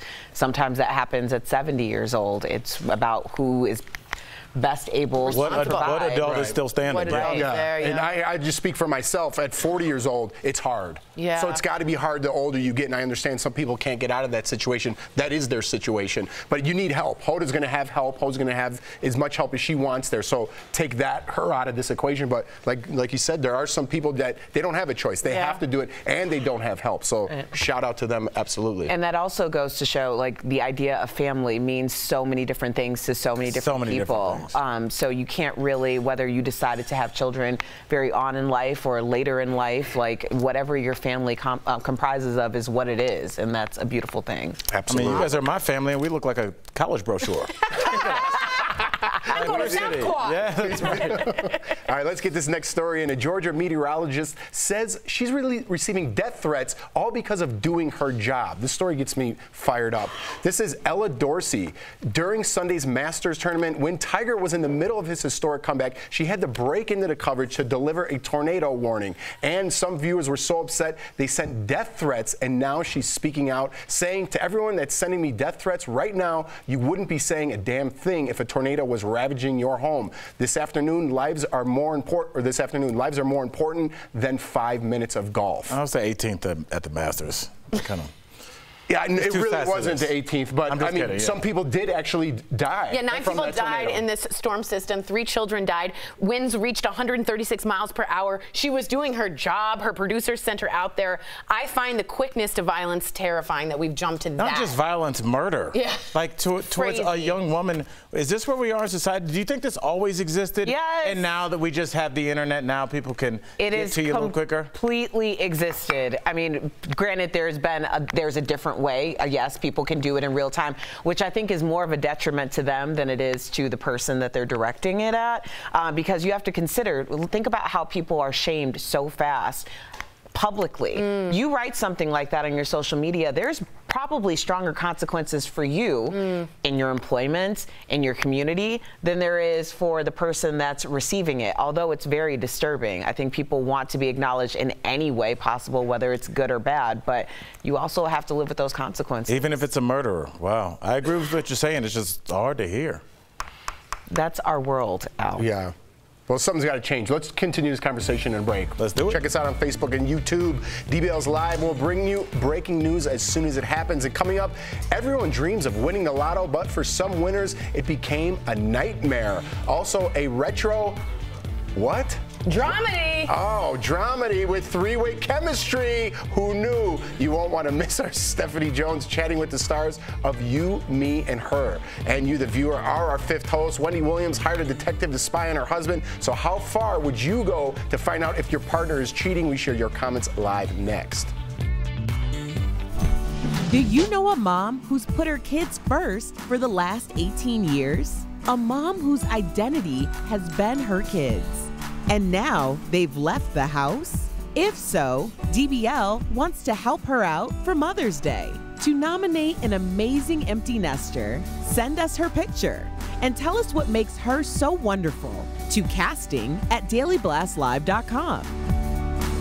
Hey guys, just to speak back on what Eric was saying, I think it's imperative. A lot of you commenting today. How about the Louisiana church fires? There are 3 that happened in rural Louisiana. The man who allegedly set them is the sheriff's son. His name is Holden Matthews. He is 21 years old. Where He you is got now. those views from? He now also was just charged with not only 3 counts of arson, 3 counts of hate crime, which Erica said earlier, meaning he will be in jail if convicted for an incredibly long amount of time. But as you say, these things, moving on from the Notre-Dame thing, it's 2019 and 3 black churches were just set on fire. We are, as Al was saying, have we always had this hatred? There's a sense that look around. This last week we had this church burning. So it's hard to fathom when I think most of you out there in the DBL Nation are good people. But there are people out there that are extreme and that are violent, and that's why we've literally created hate crimes, because crimes have gotten so awful that they need a new scrutiny level. That's how awful that is. I just honestly was now, shocked when you were telling me about just how much it takes to actually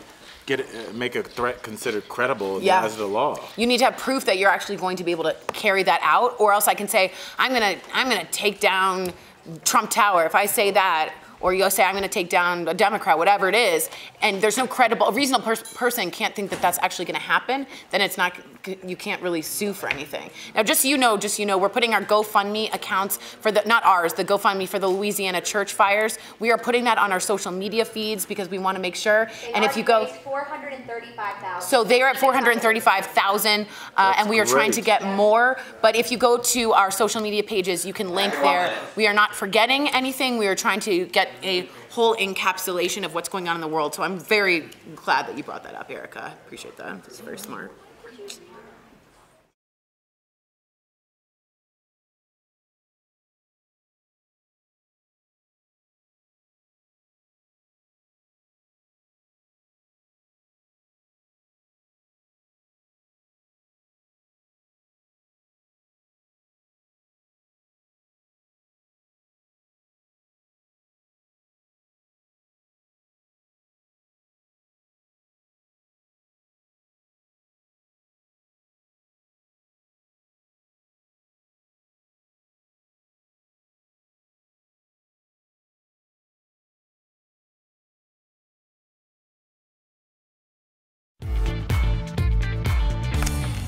Welcome back to DBL. It's time for Fifth Host, and we talk about what you're talking about. Wendy Williams is now officially a hot topic on her own show. She has been in a sober living house, and now it's reported that Wendy hired a private investigator to see if her husband was cheating. According to People magazine, when her husband Kevin Hunter was confronted with what the PI found, he admitted everything, prompting Wendy to file for divorce. So how far would you go to find out if your partner is cheating?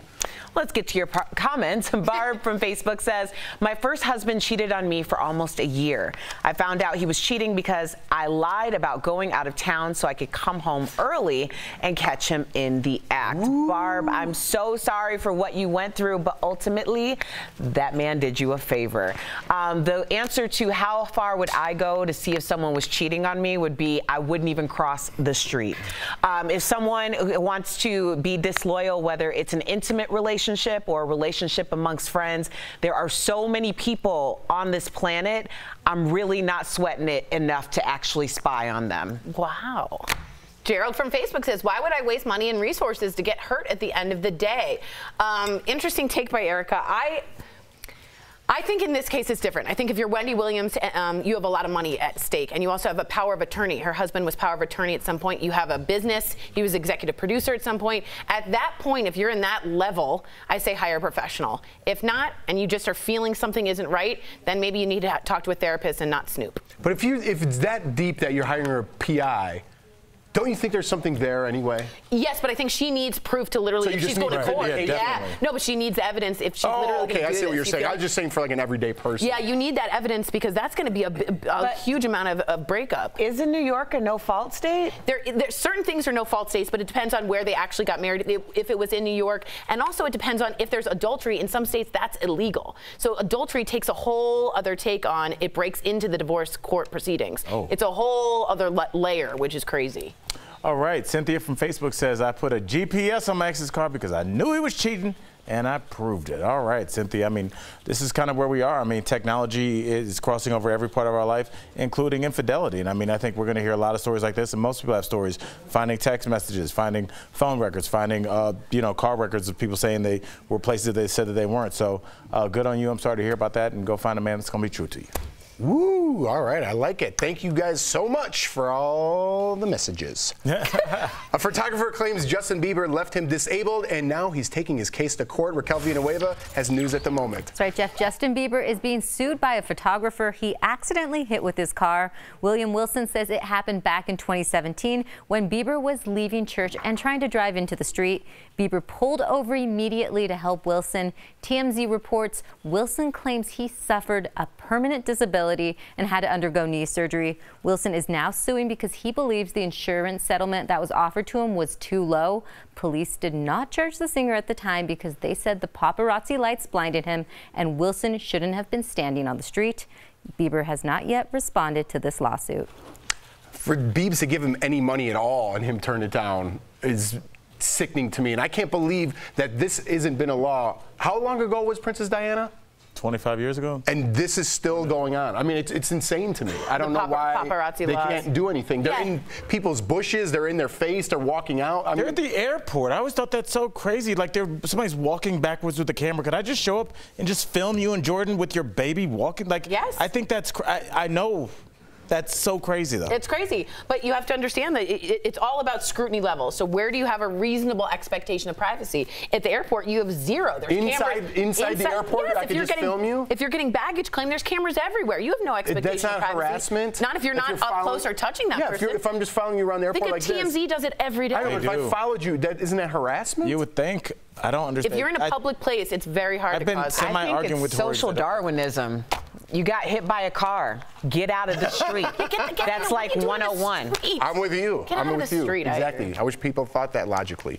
Coming up, a sweet little pup who already knows commands. Oh. She's ready for adoption in today's Roman Rescues. Plus, a quirky rom-com has introduced the word thruple. Thruple. Thruple? The world doesn't need more words. That's a thing, yeah. Stephanie Jones gets the scoop with two of the stars of the hit series You, Me, Her next. Taxes aren't the only thing that can turn your hair gray. Today is National Stress Awareness Day. And here's how our DBL hosts handle life's ups and downs. I treat myself. I go to the gym. I know it sounds corny, but my gym has a sauna in there, so I just do a couple weights just to make sure I feel good about myself. Then I go sit in the sauna, sweat it out. So I like to do the New York Times crossword puzzle in pen to make me feel calm, because there's only one word that will fit in each box, one letter, and that's a sure thing. I can put concrete, I know it. So for instance, 38 down, zip it, blank doodah, it's gotta be Diddy. Hey there, DBL Nation, welcome to the breaks. We're talking about Avengers this break, everybody. I mean, y'all.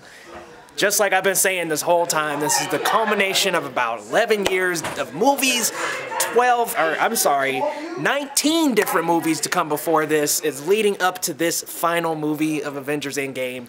But the Russo brothers are releasing a statement because there's been some footage leaks, everybody. Just today, Disney and Reddit and Twitter have seen tons of different leaks around online, leaking the footage of the Endgame movie.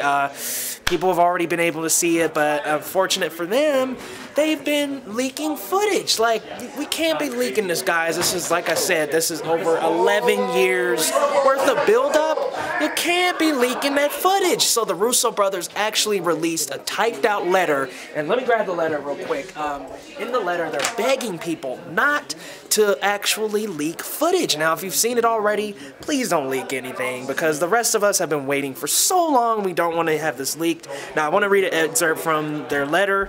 It says, because so many of you have invested your time, your hearts, and your souls into these stories, we're once again asking for your help. When you see Endgame in the coming weeks, please don't spoil it for others, the same way you wouldn't want it spoiled for you. Remember, Thanos still demands your silence. So guys, keep it silent if you've seen it already. We want to cherish and love those moments. Some of the characters might end up dying. Don't spoil, people. Don't spoil. We'll see you guys next break.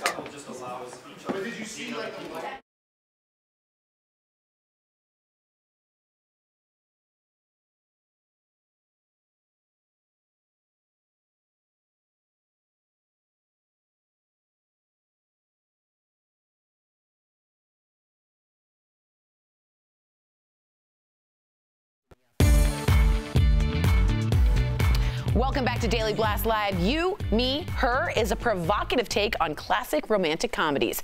Jack marries Emma, and the couple falls in love with Izzy, making them a throuple. This alternative relationship is called polyamory, where partners can be intimate with more than one person.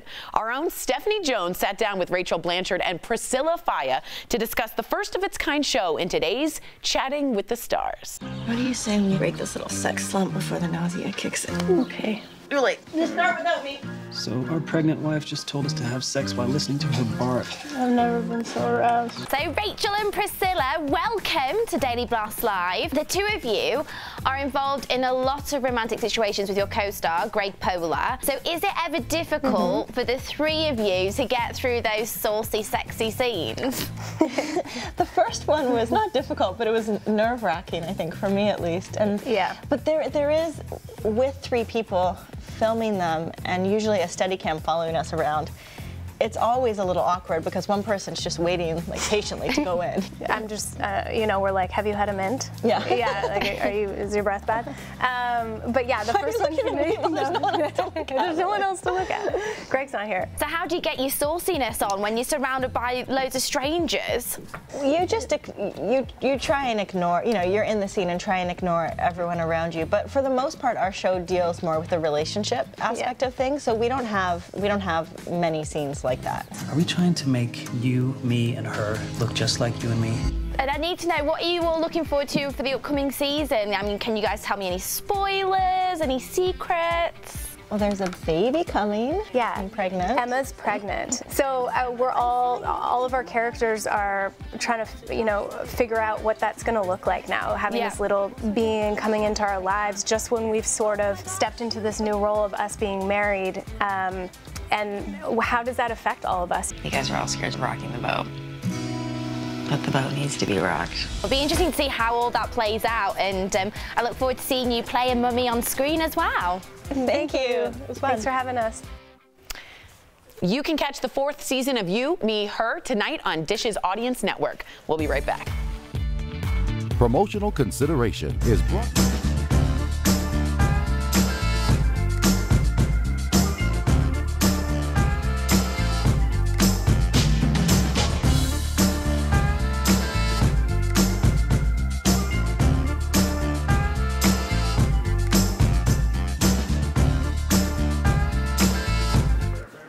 Hello, everyone. People wanted to know where I got this dress. I got it for $20, and it's at Poshmark. Poshmark is an app in which it's like eBay, and you can bid, but it's like clothes for chicks and stuff. So I bid $20 and I got it. If you were all shaped like me, I'm a little poochy, as I've said. I tend to hold weight like right in here. Gabby Sky is the name. Gabby, S-K, I think it's Y-E, I believe. But she makes dresses that are like great for the poochy ones of us. A-line, stuff like that. I also recommend Eliza J. So if you're at all, what do they call it? Pear-shaped, those are people who are more hippie, or if you're more an apple, which I like that they give us fruit names. I'm just like, I'm a gourd, you know. Anywho, Gabby Sky and Eliza J are excellent, excellent, excellent designers, so I wanted you guys to take a look at that. Katie Singh says, who's watching on King 5, imagine if people gave $700 million to others who are suffering or dying. It's crazy how important a building is to some. Now, just so you know, many of these people, including Salma Hayek's husband, many of these 700 millions are billionaires that are giving, like one person alone is giving like $110 million.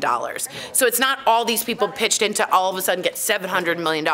It's major French moguls, like the owners of Christie's auction house, or billionaires are donating, because in some respects, and we are a young country, having that brings, to be super honest, 13 million people to France every year. 13 million people visited Notre-Dame in the year, 30,000 people a day. So that's an incredible amount of money being brought into France. And also, it's very much a religious aspect. It is a replica of the Virgin Mary in terms of Our Lady. Notre-Dame means Our Lady. So I think it's important to a lot of people. If it's not important to you, you don't have to donate.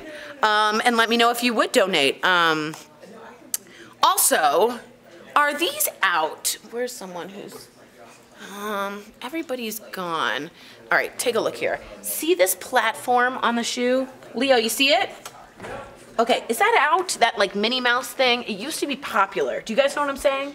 Speaking of that, is the anklet out? Tori, this is an awesome day. Is this whole leg out? Yeah, It is? Do you think, John? So I'll Leo says it is. Leo says it is, so I'll start with this leg forward. Okay. Hello, everyone. All right, I'm trying to get my shoe game up. Hey, Kelly, just real quick, is this platform thing not cool anymore? I still think it's cool, right? I'm getting a no from I don't know. We Leo need to and ask John. Lex. Lex Ask is Lex. there. I'll find out from Lex, and I know you're holding on in anticipation. I'll find out for you. Okay. Hi, guys.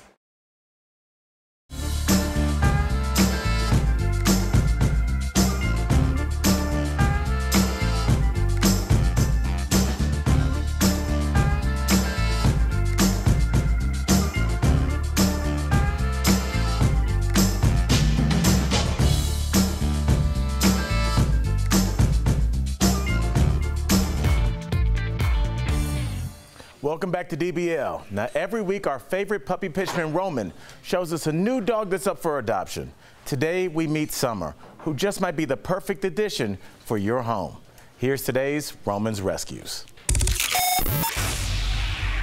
Hi, everyone. This is my friend Summer here, and she's 1 year old. All right, Summer, sit. And she's going to be on PFR's transport. Yeah. Hey, sweetheart. And her name is Summer, very sweet, and like I said, she's 1 year old. Yeah, that's what they guess. She's a very petite little girl, huh? Very small, though. Yeah, what about her personality? Her personality is, she's low-key and hyper. She's low-key when she wants to be, and hyper as well. She's very sweet. Very loving. Oh, that's your example for her being loving. But yeah, she's just a sweet personality dog. Good. And she'd get along great with the family, with the kids. Yeah. Oh, where you going, girl? All right. What do you say? Thank you. I love Summer. My Josie is a cream-colored dachshund who's also very, very smart. And if you are looking to teach your kids something about responsibility or training, a good, smart shelter dog can teach so much to a child. So families look into adopting Summer at Project Feed 'em Rides. And it's summer. What better time? Good one. I needed to fill like 3 seconds. There we go. Here's what's coming up next on Daily Blast Live. The latest in Paris. One day after fire ravaged Notre-Dame, we'll share the city's plea to the world. Plus, living legend Cher turns back time and sings an oldie but a goodie.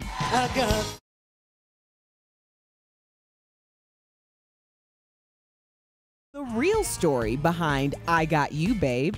And sometimes winning the lotto isn't all it's cracked up to be. We're sharing infamous lottery nightmares when DBL comes back.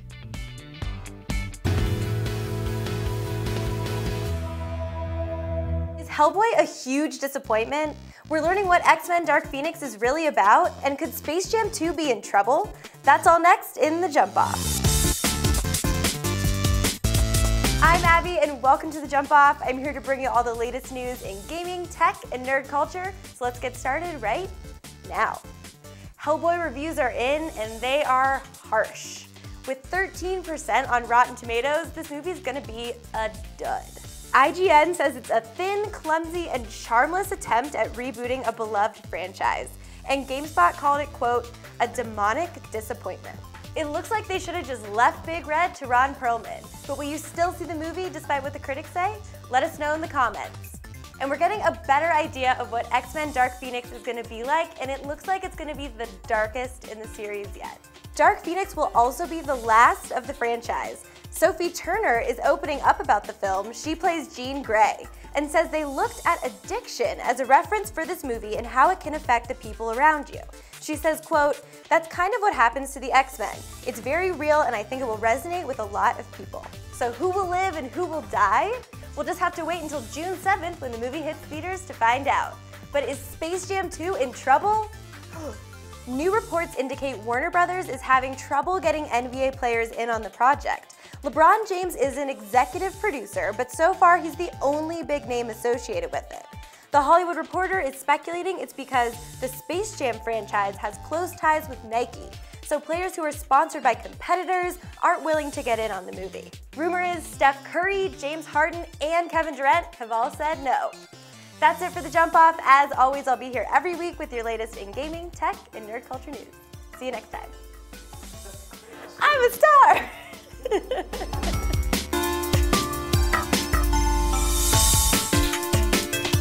This is Daily Blast Live. We're talking about what you're talking about. Because everyone's talking about this. Always live, always real, always unpredictable. You are totally off base here. Log on and join our live conversation. You think this hair just naturally stays like this?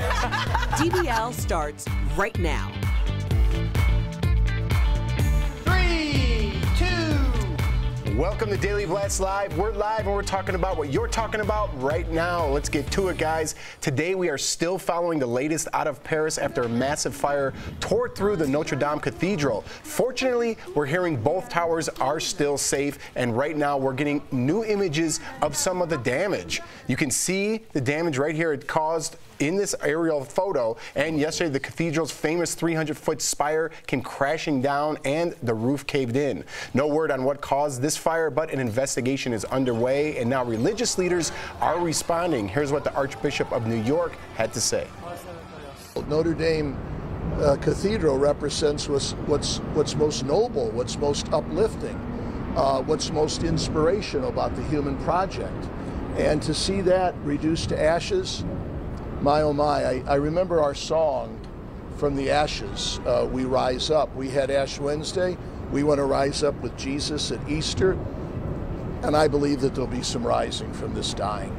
I love that. And last night people gathered outside the cathedral to sing for hours. Let's take a look.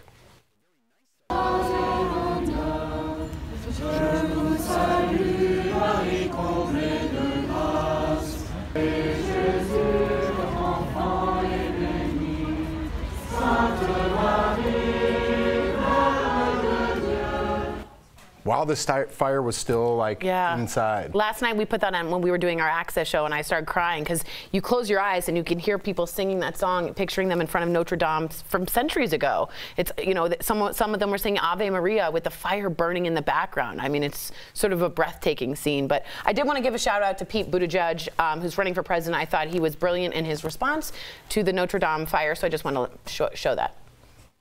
Peuple de France, je voudrais dire que nous partageons la douleur aujourd'hui, que la cathédrale de Notre-Dame, c'était comme un cadeau à l'espèce humaine. Et nous partageons la douleur, mais aussi nous vous remercions de ce cadeau à la civilisation. I always think it's respectful when you can speak the other person's language, and I know it meant a lot to say that in French, to the French, to say that it was a gift to the human species and to the world. So I thought that was a really nice way of respecting them. You always say that, even saying hello and goodbye. Just if you could learn one or two words, let alone a whole sentence. Yeah, 1 or 2 words of respect. That, you speak I mean, they're proud. France is proud of that church, just like Italy is of the Vatican, yes, yeah, the Sistine Chapel. So, I mean, yeah, it's a sad day for France. And a lot of people, even in America, it's so toured by so many people around the world. So, of course, everyone wants that rebuilt. Yes, exactly. All right. Well, here's something you probably don't know about Cher, huh? How's that transition? Segue. Last night she talked about how she's very shy. Of course, this is hard to believe with some of the outfits we've seen her in, like this one coming up from the 1986 Oscars. Wow. She seems anything but shy, but she says it's about the singing. Let's take a look. No, I know, but I get embarrassed to sing in front of strange people. It was terrible. It was really terrible. I was so shy. And she wasn't too embarrassed to sing a little on The Tonight Show. She sang with her cast of the Broadway musical about her life. Let's take a look. Babe, I got you, babe. I got you to hold my hand. I got you to... So Cher has 3 of the 4 to get an Emmy, to get an EGOT. She has an ego.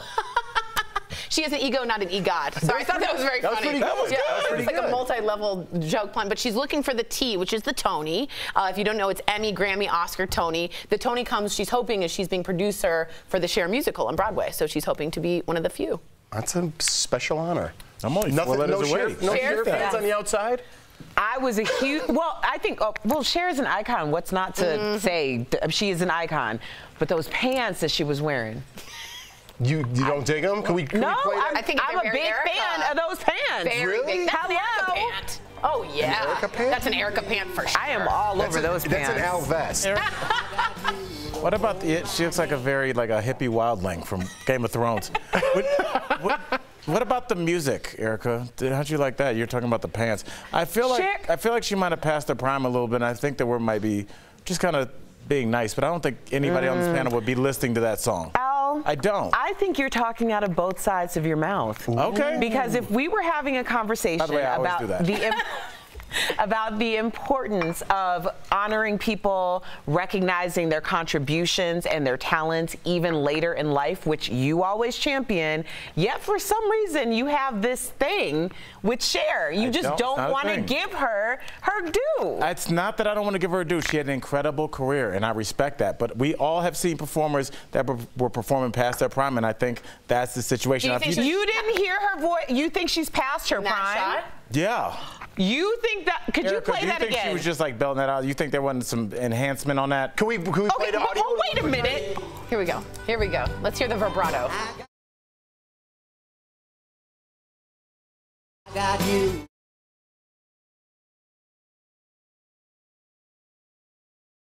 What's your problem? What's your problem? And what's the last concert that you went to? Do you want to hear one more line that sounds like that? I sure as heck don't. What's the last concert you went to? Because let me tell you, as someone who actually pays attention to the audio, most people have something behind their voice. I saw him. He was fine. Ooh, Al, that was pretty good. That was fine. You're saying that Cher should be out to pasture. Not out to pasture. That's what you're saying. I'm just saying. Are you checking for her next album? I don't have to be checking for her next album in order to respect the fact that she is a living legend. I respect Cheesecake, but I don't like it. Very much still got it. She has still got it. I'm not like going to her next concert, but I can appreciate the fact that she's made significant contributions in the music world, in the pop culture world, and she's not done yet. Let the woman live. Let her perform. And to think we weren't going to go to you guys with the Cher thing. That was silly. Me and Erica going to a Cher concert this week. I don't think we share his opinion. Well, check this out. I got good news because if something happened to one of Cher's organs, a 3D printer could save her life. There you go. Nice transition. But you ask why? I'll tell you. Researchers in Israel are claiming success after 3D printing a heart using human tissue. You're hearing me right. That's according to a paper published this week in Advanced Science. It better be in there because it's pretty advanced. They're calling this a scientific breakthrough. While the heart is small, about the size of a rabbit's heart, this is the first. Wow. One researcher says, quote, maybe in 10 years there will be organ printers in the finest hospitals around the world to save Cher's life. No, nothing about Cher. Yeah, it's nothing to do with Cher, but this is crazy. This is insane. So usually when you print something that's just plastic, all they're doing is replacing that plastic with human tissue, and they can do it to the millimeter, nanometer of exactly what liver would fit in you. No more waste lists, no more waiting, just automatically getting right a transplant printed then and there. Now, if that's great, that sounds great. If you are someone that believes stem cell is somewhat a controversial issue and that you're using human tissue, that's an ethical issue for you. So we're right in between this bioethically. Jeff, we're right in between. You know, at first, as soon as you said, you were like, this is crazy. And I'm like, yeah, it is. But then I'm like, is it? We just watched 2 rockets land perfectly where they took off from. All these things that, you know, we've been talking about 23andMe, where you can discover your family's genetic history. You can figure out every part of what makes Jeff Jeff. I mean, we are kind of living in the future, and I think we're starting to realize that if we can start to make things that we can regenerate organs, now we're talking about human beings that aren't dealing with a normal lifespan that maybe can explore the universe, and maybe we'll be in like some Star Trek. But is that what people say? Do you feel like you're playing God when you use human tissue? I'm fine playing God. I just don't want to die. Let me present this. Well, when will they lay you out to pasture? They're not, because they're going to keep regenerating my organs. She was waiting on that one. So to get a cell, let me understand this. Do you have to harm another human? Sometimes you use, for instance, my mom, when she first got her enzyme, was using placenta-based material like tissue. Okay. So some of that is from human from humans. Right, but you're not harming. You're not harming anyone. But some people have a real issue with taking tissue from that and using it to sort of play God and put a heart in someone else. My question is, a lot of people, and I think it's great because that's science, and so is what I'm about to say. A lot of people, a lot of children, a lot of adults are walking around this planet that shouldn't be here due to science. Right. People have been impregnated that couldn't get pregnant because of science. So if you're mad about doing this cell thing or printing or however crazy this sounds to you, isn't that the exact same thing? Wouldn't you be also upset about IVF and other things like that? IVF doesn't use human cell tissue. You're using your own in certain senses. But I do see the comparison, meaning you're playing God in some ways. Right. And is that crossing the line? For a lot of people, though, this is about the human tissue issue. Or, I mean, now to just keep going, I feel like we're at a campsite now. Yeah, but I mean, maybe God invented those scientists which created that baby, and that's why it's a miracle. So it just keeps going around in circles. Putting the circle of life together. Well done, sir. There we go. There we go. All right. How many drinks did we have around this campfire? Drinks? We did it all. Yeah. Man, look at those stars, dude. Gorgeous. All right. Hey, guys. How dirty is your beard? It says it right there. That's personal. Researchers in Switzerland took swabs from 18 different beards and 30 dogs. They found a high count of microbes in all the beards, but not in all the dogs. And they found 7 men had microbes in their beards that posed a health threat. Ooh, I'm looking right at Adam. So what does this really mean? Well, researchers do not say beards are unhygienic, that they are just that. Some dogs are cleaner. That's a spin. Come on. Spinning it. Jeff, you're not buying this? I'm not buying this. Talk to me. Okay, first of all, they did about, what, 48 subjects in total? You can't get a research in 48 subjects. We have 48 people here. How many people don't like Tory? Don't answer. Sorry. Don't answer. No, just kidding. No, but I don't believe a dog is dirtier than a human beard. Well, it depends on the dog, and it depends on the human. Right. I mean, I'm sure. No human is licking their own rear. But you don't have enzymes that. I'm just saying, there are going to be dogs that are going to be cleaner than some humans. I don't know what's so hard to believe about that. That's not true. At dogs' mouths, they do have enzymes that break down bacteria to make it somewhat of a clean environment. So they do say that the beards are dirtier than the dogs. I mean, there must be something, and these are powerful enzymes because for as much as we all know what dogs eat and consume, the fact that they're all still living 13, 14, 15 years, there must be some pretty powerful enzymes to break down pretty direct bacteria. Can we my way of dancing around that. Adam, look at a super clean, cute beard over there. He's a strapping young man. Do you buy this? Do you think dogs are cleaner than your beard? No, I think this is all clickbait. I think it's a false article. Oh. There we go. Go run your fingers through his beard. Adam, you think there's some nasty dudes out there who probably are carrying a little bit more bacteria than my dog? There is probably some dirty people out there, but this is a false article. It's propaganda against people with beards. Thank you. All right. First of all, I like our camera guy Adam, everybody. The cameraman's taking shots at the producer's article. That's going to be like a little East Coast, West Coast DBL. I'm down with these research things. The research thing's called studies. I don't like them. I don't like them. Coming up on DBL, a busy restaurant, a fussy baby, and an anxious parent. We've all been there, right? Huh? What one teen does next will make your day. That's in today's Heart Threads. Plus, a whole lot of worries. Get it? Some jackpot winners who want to turn back the clock. Get it? Next. Aren't the only thing that can turn your hair gray. Today is National Stress Awareness Day. And here's how our DBL hosts handle life's ups and downs. So how I deal with my stress is in the mornings, I usually work out and listen to motivational tapes on YouTube or however I get it, and that kind of calms me down or preps me for what's gonna happen later on in the day. So unless I get my workout in and listen to my tapes in the morning, I'm usually Krabby Jeff. So what I do is I'll sit down and control my breathing for at least 5 minutes, maybe put headphones on, listen to meditation music, and calm myself down. That's always an effective way of doing it. So we're having. Keep talking about this. Okay, we're still talking What'd about you this, say? Dre. We're talking about the dogs that lick your face all over. You don't get sick all the time because a dog has enzymes that clean their mouth. And Dre, was saying something about showering. Yeah, so as a skincare expert, just so you guys know, you're actually not supposed to, technically, you're not supposed to like wash your body thoroughly every day. You're supposed to only do that technically like 3 times a day. Now that doesn't mean you're not supposed to rinse your body, but the microbe layer on top of your skin is actually protected by not having so much soap going over your skin. And when you use soap every single day, it actually deteriorates your microbe levels on your skin.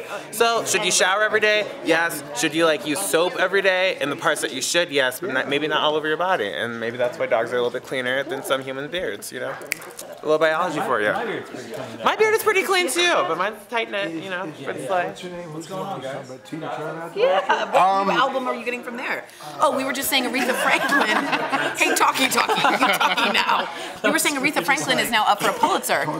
Was she out to pasture? I wasn't buying her albums, but she wasn't out to pasture. Am I got right? fired up on that one. That's right, because she should have. We can't be just saying that people have aged out of things. Like, some people are just discovering their greatness, and they're like 65, 70 years old. Let them be great. And as she said, she's won an Emmy, a Grammy, an Oscar for Moonstruck, which was awesome with Nicolas Cage, and almost a Tony. She's 72. She's still doing tours. She was in Vegas like last year. Give me a break, Al. You got something wrong with it. It's very ageist. It is ageist. I don't know where he went, but he ran away from you, Erica. It's actually a little ironic since he is the oldest one on the cast. I was gonna say he's ancient.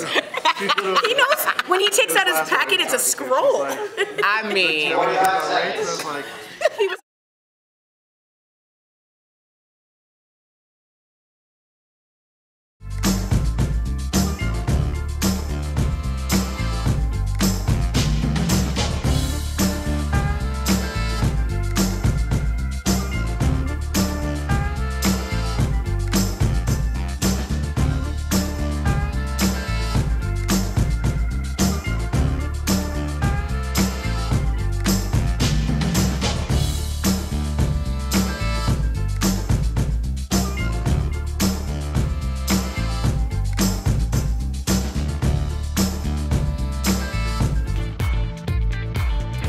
Welcome back to DBL. South Carolina man is thanking his lucky numbers for a $100,000 cash prize. After 20 years of playing the same 5 numbers, he finally got paid. He said he didn't even need to check the ticket because, you know what? He memorized them after 20 years. Did he? Huh? Yeah. Huh? No. There you go. And tonight, Mega Millions is up to $157 million, but not all lotto winners walk away smiling. You probably heard of the curse of the lottery.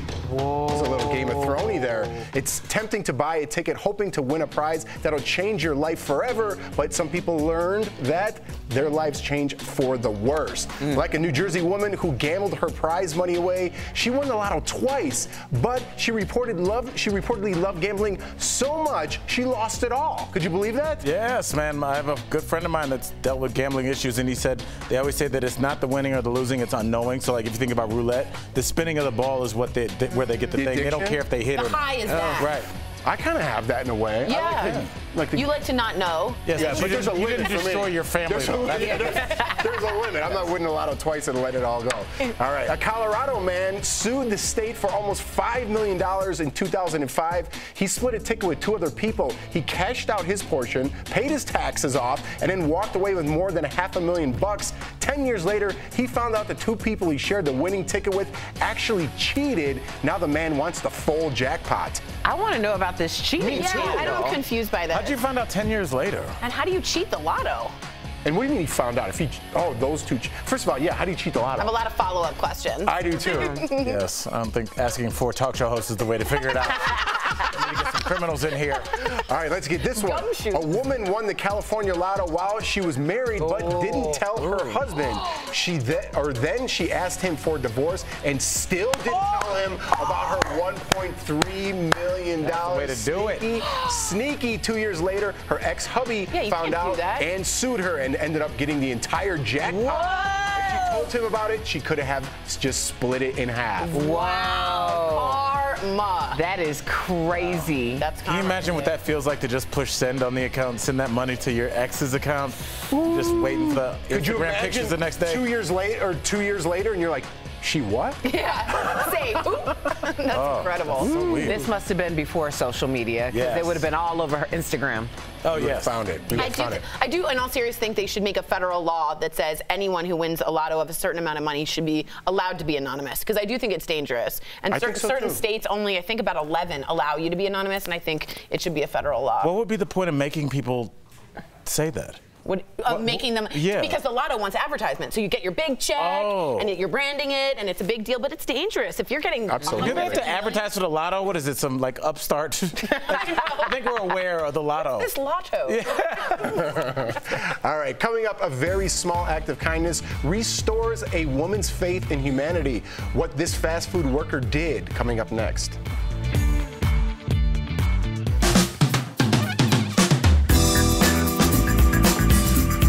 Hey everyone, it's Leo and Stu here with the DBL Stream Team to talk shows we're watching and shows coming up that we're excited about. This week we're watching Shrill on Hulu, starring Aidy Bryant. It's a comedy series about a woman who wants to change her life, but not necessarily change her body. And we're also watching the new Twilight Zone on CBS All Access. This is an updated version of the classic developed by Jordan Peele and hosted by Jordan Peele as well, about various different stories in the science fiction, horror, and mystery genres. Stu, let's talk about Shrill. Yeah, so this is a really cool show. It's created and starring Aidy Bryant from Saturday Night Live, and she is just kind of delving into a realm that we don't actually talk about ever. And this is kind of a female perspective and an overweight female's perspective in the workplace, in love life. It's everything. And honestly, as a man, this is something I've never really watched before, and so I kind of wanted to give it a try, and I was immediately hooked. It's funny, there's a lot of heart, and honestly, Aidy Bryant crushes it, as the whole cast does. The other thing I want to say is the soundtrack is awesome, and they're highlighting a lot of diverse female directors as well. So you're getting some really cool creative input and kind of a different viewpoint from where to see like a comedy, but also kind of like a heartfelt drama too. Yeah, and it's kind of got a dry humor thing going on too, and I really like that. Her and the other actress play off each other so well. It's got great energy. Man, it's a good one. Catch it on Hulu, streaming right now. And this other one, an updated version of the Twilight Zone guys, hosted by Jordan Peele himself. And wow, this is such a wonderful series. I mean, it brings back that classic vibe. What I really like about this series is it doesn't try to change it. It doesn't necessarily try to go full-on Black Mirror and make everything rated R. No, it just keeps that same energy, that same ambiance and vibe of the original Twilight Zone. It's got the spooky music. It's got great actors this time. Threads is all about kindness. Watch how a restaurant employee made a mom's day just a little easier. A Jimmy John's worker saved the day by playing Baby Shark. When Linnea and her baby stopped in at an Ohio Jimmy John's, Liam started to get fussy. Nobody wants to be the ones in the restaurant, you know, with the crying kid, making everybody upset. Employee Barry noticed and wanted to help. I was just like, what could I do to make them happy? I turned off our music and put on Baby Shark because I have a little brother, and I know how that all goes. Amazingly, Liam's mood immediately changed. Linnea filmed the moment and posted it to Facebook, proving that a small act of kindness can go a long way. We waited 17 years for him. We had numerous miscarriages, stillbirths, and then my miracle happened. And ever since my miracle happened, I look at this world and I worry. And then something like this happens and it reminds me that at the root of all of us, we're still good.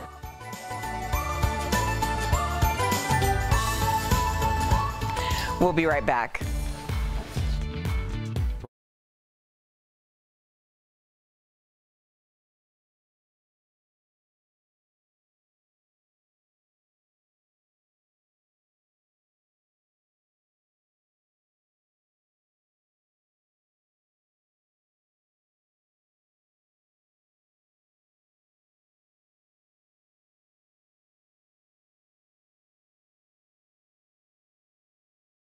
Abby, and I'm here to bring you all kinds of tips on dating and relationships. And today, we're gonna be talking about how to revamp your dating profile, or make one if you've never made one before, maybe on eHarmony, Match, OkCupid. There's 1,000 different apps you can try. So maybe put a profile on all of them, who knows?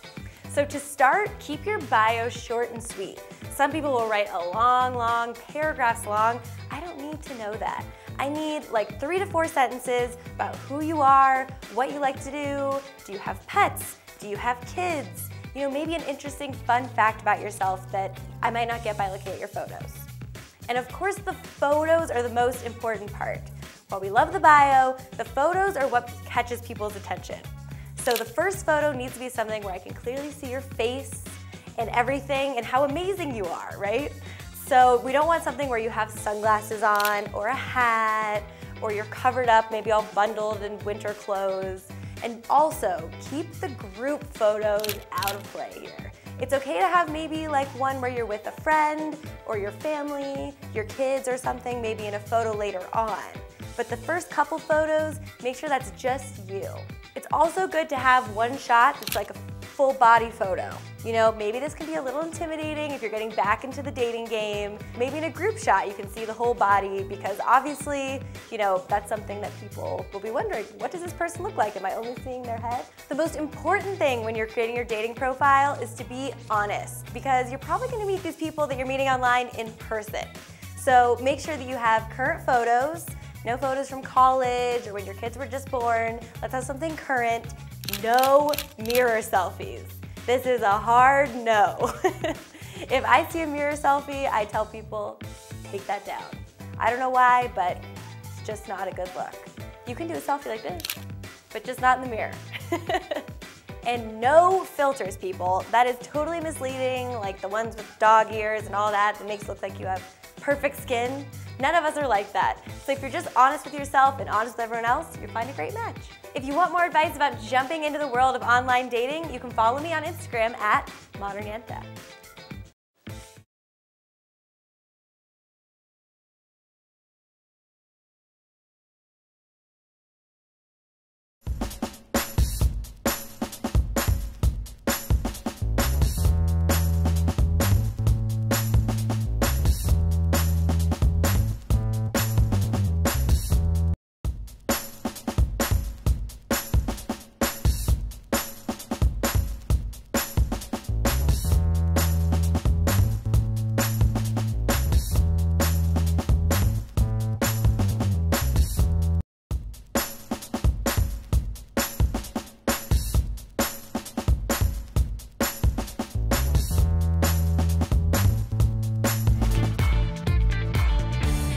Welcome back to DBL. I just yawned. I did. I'm going to be honest with you. Live show. Before we go, we have an incredible story. See, I'm already waking up. Aww. A group of workers found a dog swimming near an oil rig in Thailand, 135 miles from shore. Thankfully, they were able to rescue the dog. And guess what they named him? What? Survivor. Oh, it's a good baby. And it's so calm. No one can figure out why it was 135 miles off the shore. I mean, the only speculation was pushed off a boat or something. We don't know. But you don't think it swam or like caught a drift? Oh no, that's an enormously long way to go for a dog. And look how calm. That'd be a long flight. Oh my God. It would be. 135 miles? It would be pretty short. Well, I mean, you're not taking a jumbo jet. You're going to take one of those little, the ones that land on the water. Have you ever taken those?